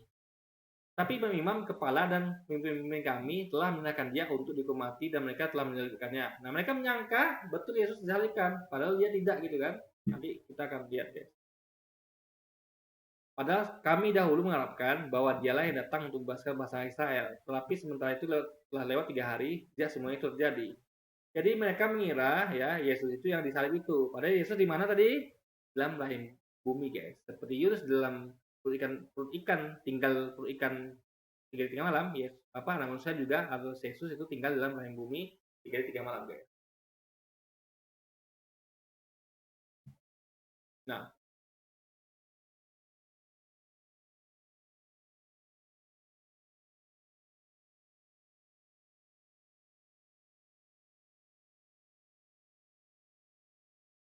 Dan beberapa teman kami telah pergi ke kubur itu dan mendapati bahwa memang benar yang dikatakan perempuan itu, tapi dia tidak mereka lihat. Lalu dia berkata kepada mereka, hai kamu orang bodoh, betapa lambannya hatimu, sehingga kamu tidak percaya segala satu yang dikatakan oleh para nabi.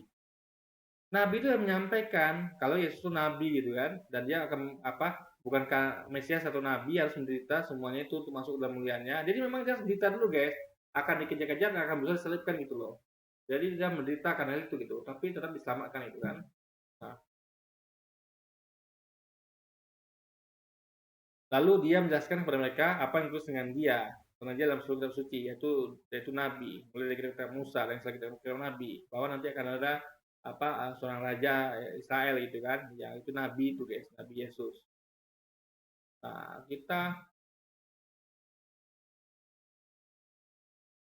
Nah, ketika itu terbuka mata mereka dan mereka pun mengenal dia. Ingat ya, mengenal sebagai apa? Jadi gembala, bukan pemilik domba ya, karena pemilik domba adalah bosnya. Dia hanya ditugaskan untuk mengelola domba-domba itu guys, alias sebagai nabi. Nah, ini dia guys. Nah, di sini ini nih. Dan sementara mereka bercakap-cakap tentang hal itu, Yesus tiba-tiba berdiri tengah-tengah mereka dan berkata kepada mereka, damai sejahtera bagi kamu. Mereka terkejut dan takut dan menyangka bahwa mereka melihat hantu. Ya, ingat, percayaan Kristen adalah ketika orang meninggal akan jadi roh ya. Jadi kita ini hidup seperti roh di surga. Ingat, di roh itu menyembah gitu. Jadi bukan dalam bentuk manusia seperti ini, dalam bentuk roh guys gitu. Itu percayaan Kristen ya. Itu konvensi dari beberapa teman yang Kristiani mengatakan seperti itu. Kita nggak berupa fisik kayak gini, maka kita nggak ada pesastek kata dia gitu kan. Kita nggak ada pesastek, nggak ada makan minum, kenapa? Karena kita bangkit dalam keadaan roh. Berarti Yesus adalah bangkit dalam keadaan roh. Kalau dia begini, berarti dia nggak pernah mati guys. Karena kalau Yesus mati dan dibangkitkan, berarti dia dalam keadaan roh. Karena mereka meyakini dia kalau orang mati itu dibangkitkan dalam keadaan roh. Nah, makanya mereka kalau ada debat dengan mereka mengatakan, surganya muslim kok pesasek gitu kan, makan minum, kan manusia awan, kita kan diberikan dalam keadaan roh gitu. Roh itu kan tidak ada fisiknya, tidak makan dan minum gitu. Tapi Yesus sudah pernah mati guys, logika itu gitu kan. Nah, mereka terkejut dan takut dan menyangka bahwa mereka melihat hantu. Nah, kenapa mereka menyangka melihat hantu? Karena mereka menyangka Yesus itu roh gitu, karena sudah mati. Orang ingat, berarti mereka percaya orang yang mati dan bangkit lagi itu seperti hantu, karena hantu itu kan roh gitu guys. Tapi nggak maksudnya? Jadi mereka meyakini Yesus itu hidup kembali ya dari mati gitu. Karena orang yang bangkit dari mati itu akan berupa roh, berupa hantu gitu. Mereka menyangka melihat hantu, melihat roh. Tapi apakah mereka melihat roh apa tidak? Nah, kita akan lihat. Nah, akan tetapi dia berkata, atau Yesus berkata kepada mereka, mengapa kamu terkejut dan apa sebabnya timbul keraguan dalam hati kamu? Masa itu timbul ragu bahwa aku ini hidup loh gitu. Aku pernah mati. Kalau aku mati kan tentu aku muncul sebagai roh. Nah, untuk buktikan dia bukan roh, apa yang Yesus katakan? Dialah tanganku dan kakiku. Aku sendirilah ini gitu kan. Rabalah aku dan lihatlah. Karena hantu tidak ada daging. Ingat, kenapa disuruh raba? Kenapa disuruh lihat tangan dan kaki? Disuruh raba, disuruh lihat ya. Karena hantu tidak ada daging. Karena roh tidak ada daging. Berarti dia sama sekali tidak mati. Ingat, lagi jangan lupa kepercayaan Kristiani, orang mati bangkitan berupa roh. Begitu ya harusnya Yesus. Maka mereka mengira, karena Yesus kan mereka sudah mati. Oh, Yesus sudah mati, berarti dia kalau dibangkitkan, mereka tahunya Yesus dibangkitkan kan dari dunia ini kan. Mereka ngira kan, mereka kan sudah tahu nih Yesus bangkit di sini. Nih. Mereka kira Yesus ini bangkit gitu kan. Nah, jadi mereka kira Yesus tuh berupa roh gitu. Karena Yesus nggak pernah mati, maka dia nggak berupa roh guys. Nah, makanya lihatlah tangan dan kakiku ini, ya, aku sendiri ini, rabalah aku. Untuk membuktikan dia itu bukan roh, bukan hantu, tapi manusia yang belum mati, guys. Karena hantu dia lagi. Orang yang mati, karena maksudnya itu ada gini, karena orang mati adalah roh, nggak ada daging, itu maksudnya guys. Berarti aku hidup, karena aku belum mati, karena aku ada daging, seperti roh yang hasil dari orang mati bangkit berupa roh nggak ada daging, itu maksudnya guys. Itu kalau orang cerdas akan berkesimpulan seperti itu gitu kan. Ini makanya guys ya, ini sederhana loh kalau anda mau berpikir gitu. Nah, dari daging dan tulangnya seperti yang melihat ada padaku, alias aku tidak pernah mati bro, karena orang mati itu kalau bangkit jadi roh gitu. Aku kan tidak, aku tetap manusia, tetap utuh gitu kan. Sambil berkata demikian, ia memberikan tangan kakinya kepada mereka. Dan ketika mereka belum percaya karena girangnya dan masih heran, berkatalah ia kepada mereka, adakah padamu makan di sini? Nah, Yesus pengen meyakinkan kalau dia itu belum mati, guys. Nah, dia minta lalu mereka memberikan kepadanya sepotong ikan goreng. Ia mengambilnya dan memakannya pada mereka. Apakah roh makan ikan goreng? Ya, ingat, orang mati dan yang Kristen itu bagian berupa roh, bukan berupa manusia dalam utuh yang punya fisik, ya. Hanya rohnya saja dibagikan itu kan. Makanya berarti bukti kalau Yesus belum mati, guys. Betul, dia katakan dia tuh tinggal dalam perut bumi tadi kan 3 malam. Yunus kan juga nggak mati tuh kan. Dalam perut ikan nggak mati dia. Maka ketika dia memuntahkan itu, dia perut ikan ke pantai, kan dia kan manusia, makan minum juga gitu kan. Sama kayak Yesus, guys. Ini bukti dia belum mati, guys. Ini kalau dipikirkan, Anda akan cerdas nih, guys. Kan Anda akan ngerti gitu. Ia berkata kepada mereka, inilah perkataanku yang telah kukatakan kepadamu ketika aku masih bersama dengan kamu, yakni bahwa harus digenapi semua yang ada tulis dengan aku dalam kitab Taurat Musa dan kitab Nabi-Nabi dan kitab Mazmur. Yaitu dia akan menjadi Raja Israel, ya. Nah, Raja Israel, tapi bukan saat itu. Kenapa? Karena waktu itu dia belum ada Imam Mahdi, guys. Nanti dibuktikan Yesus dengan kedatangan yang kedua. Ketika Imam Mahdi turun, ya, bukan turun ya, dilahirkan, dilantik sebagai Imam Mahdi oleh umat Islam, itu Yesus mendompleng kekuasaan Imam Mahdi. Ingat, waktu ini dia belum punya kekuasaan, dia tidak bisa berdakwah dengan tenang karena dia dikejar-kejar gitu kan, mau dibunuh gitu. Makanya dia diselamatkan Allah tetap hidup, sehingga nanti dia akan dikembalikan lagi ketika ada kekuatan berupa Imam Mahdi. Itu nanti makanya dia waktu itu mematahkan salib dan berubah babi, guys, sebagai simbol kalau itu bukan ajarannya gitu.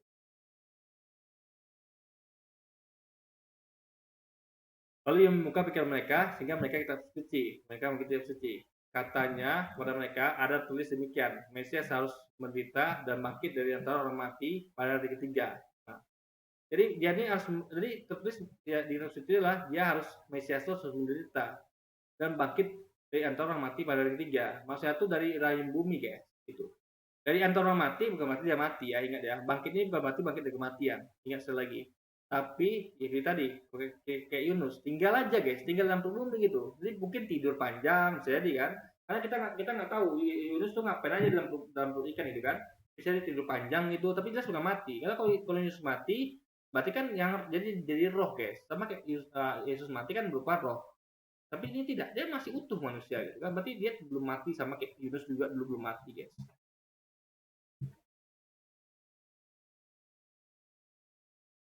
Dan lagi dalam namanya, ya, namanya itu dalam Allah itu berita tentang, dalam nama siapa nih ya?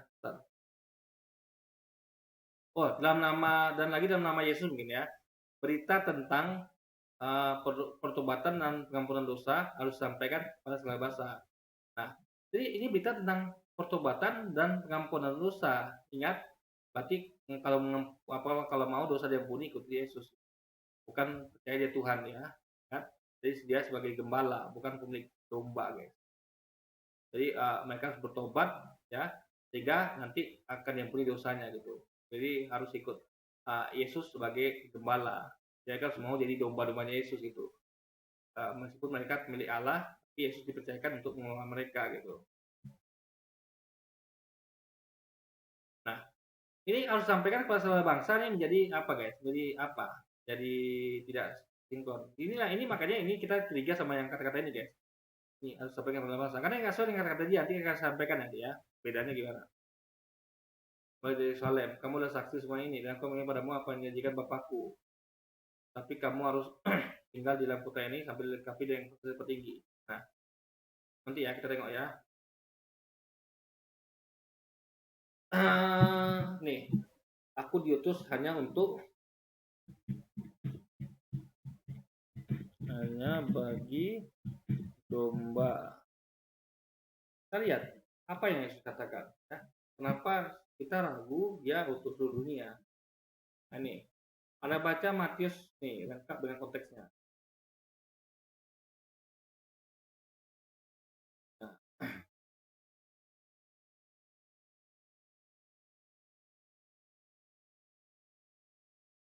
Nah, Nah, lihat ini ya. Pertama di sini guys ya nih.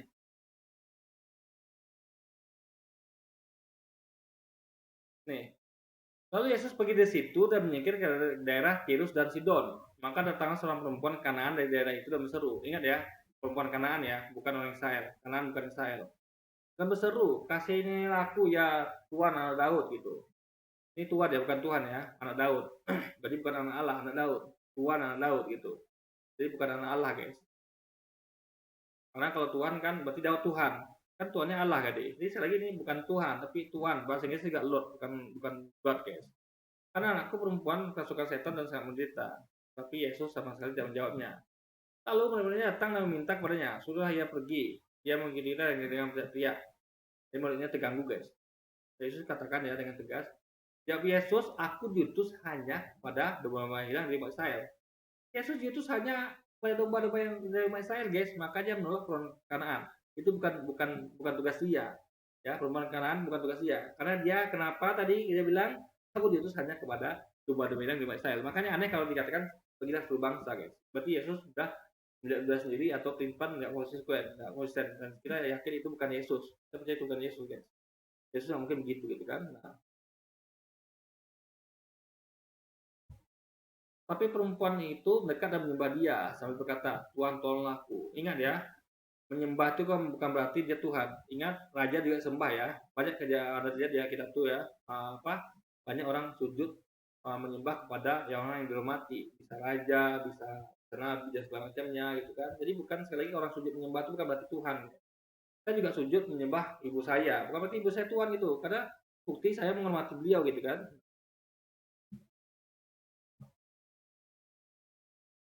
Tapi Yesus menjawab, tidak patut mengambil roti yang disediakan bagi anak-anak dan melemparkan pada anjing. Jadi dia menyamakan perempuan dengan anjing, guys. Berarti kan anjing itu kan kotor hina. Kenapa kotor hina? Karena dia bukan orang Israel gitu. Yesus, jadi di luar Israel itu disebut Yesus anjing. Ya, ini kita bukan saya ngomong, guys. Karena kalau Israel kan domba. Jadi di luar Israel itu adalah anjing gitu. Ya. Kata perempuan itu, benar Tuan, namun anjing itu makan remah-remah yang jatuh dari meja tuannya. Maka Yesus menjawab dan berkata kepadanya, hai ibu, besar imanmu, maka jadilah kepadamu seperti yang kau kehendaki, dan begitu juga anak sembuh. Nah, ini ya berarti Yesus karena ini perempuan percaya sama dia, ibu ini, maka dia ya sudahlah, meskipun dia bukan untuk orang Kanaan ya, meskipun orang Kanaan itu anjing, ya sudahlah.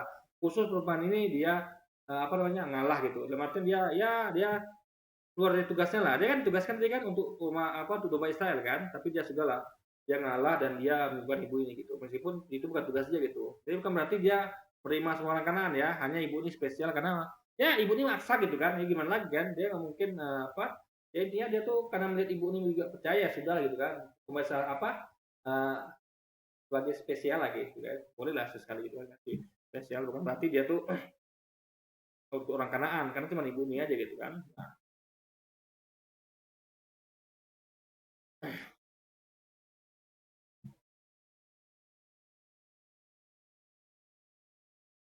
oke, ada lagi soalnya itu Darman lagi ya.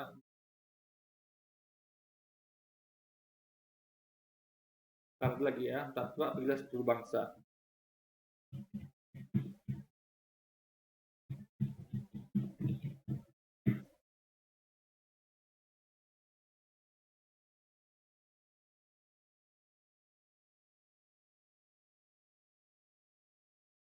Oh bukan. Janganlah pergi ke Samaria, janganlah pergi.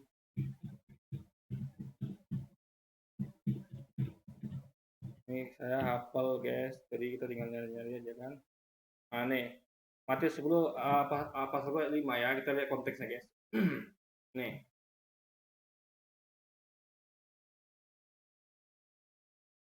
Nah, lihat ya. Ke-12 murid itu nih, Yesus mengutus ke-12 rasul. Ke-12 murid itu diutus oleh Yesus dan ia berpesan kepada mereka, janganlah kamu menyimpang ke jalan bangsa lain atau masuk ke dalam kota orang Samaria. Ya, dia melarang ya, janganlah kamu menyimpang ke jalan bangsa lain. Maksudnya bangsa Israel atau masuk ke dalam kota seorang Samaria. Ingat, hanya Israel berarti kan, larangnya guys. Melainkan pergilah, maksudnya itu melainkan ya, artian harusnya apa sebaliknya gitu kan, melainkan pergilah kepada domba-domba yang hilang dari umat Israel. Ingat ya, Israel aja ya, nggak boleh Samaria, nggak boleh ke lain. Jadi bagaimana bisa dikatakan seluruh bangsa? Berarti beliau tidak sendiri, nggak mungkin, guys. Beliau nggak orang seperti itu.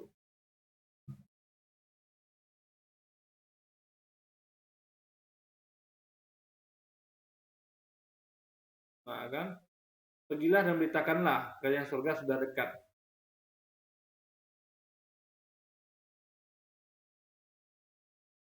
Nah, jadi jelas ya. Jadi cuman untuk apa? Untuk Israel, guys. Jadi jelas ini. Jadi dia tuh bukan untuk seluruh bangsa, ya.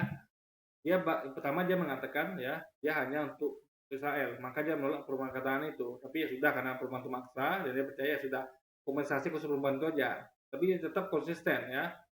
Dia katakan janganlah kamu menyimpang ke jalan bangsa lain atau masuk ke dalam kota Samaria. Mereka pergilah kepada domba bina di rumah Israel. Jadi jelas. Jadi ini mengatakan jadi Yesus itu hanya untuk Israel. Jadi kalau anda bukan Israel, kenapa anda apa namanya apa ikut Yesus? Oke, jadi kita udah lihat faktanya ya.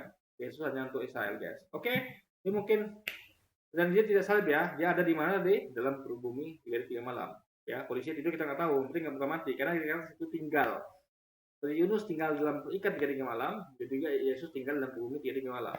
Jadi Yunus itu tinggal itu bukan mati guys dalam bumi, dalam ikan. Makanya ketika dimuntahkan dia hidup, dia hidup di dalam ikan. Yunus juga begitu. Nah, karena kalau orang mati dalam percayaan Kristen itu adalah berupa roh, bangkit berupa roh. Jadi orang bangkit itu ya dalam percayaan Kristen itu berupa roh dan bukan fisik ini guys. Itu bisa Anda tanyakan pada orang Kristen, mereka akan jawab bagian roh bangkit gitu. Makanya mereka mengejek ya percayaan Islam kalau di surga itu nanti kita makan minum apa namanya bergaul dengan istri kita gitu kan. Nah, mereka katakan pesta seks gitu kan. Mereka nggak tahu kalau kita dibangkitkan itu seperti itu, ya kan?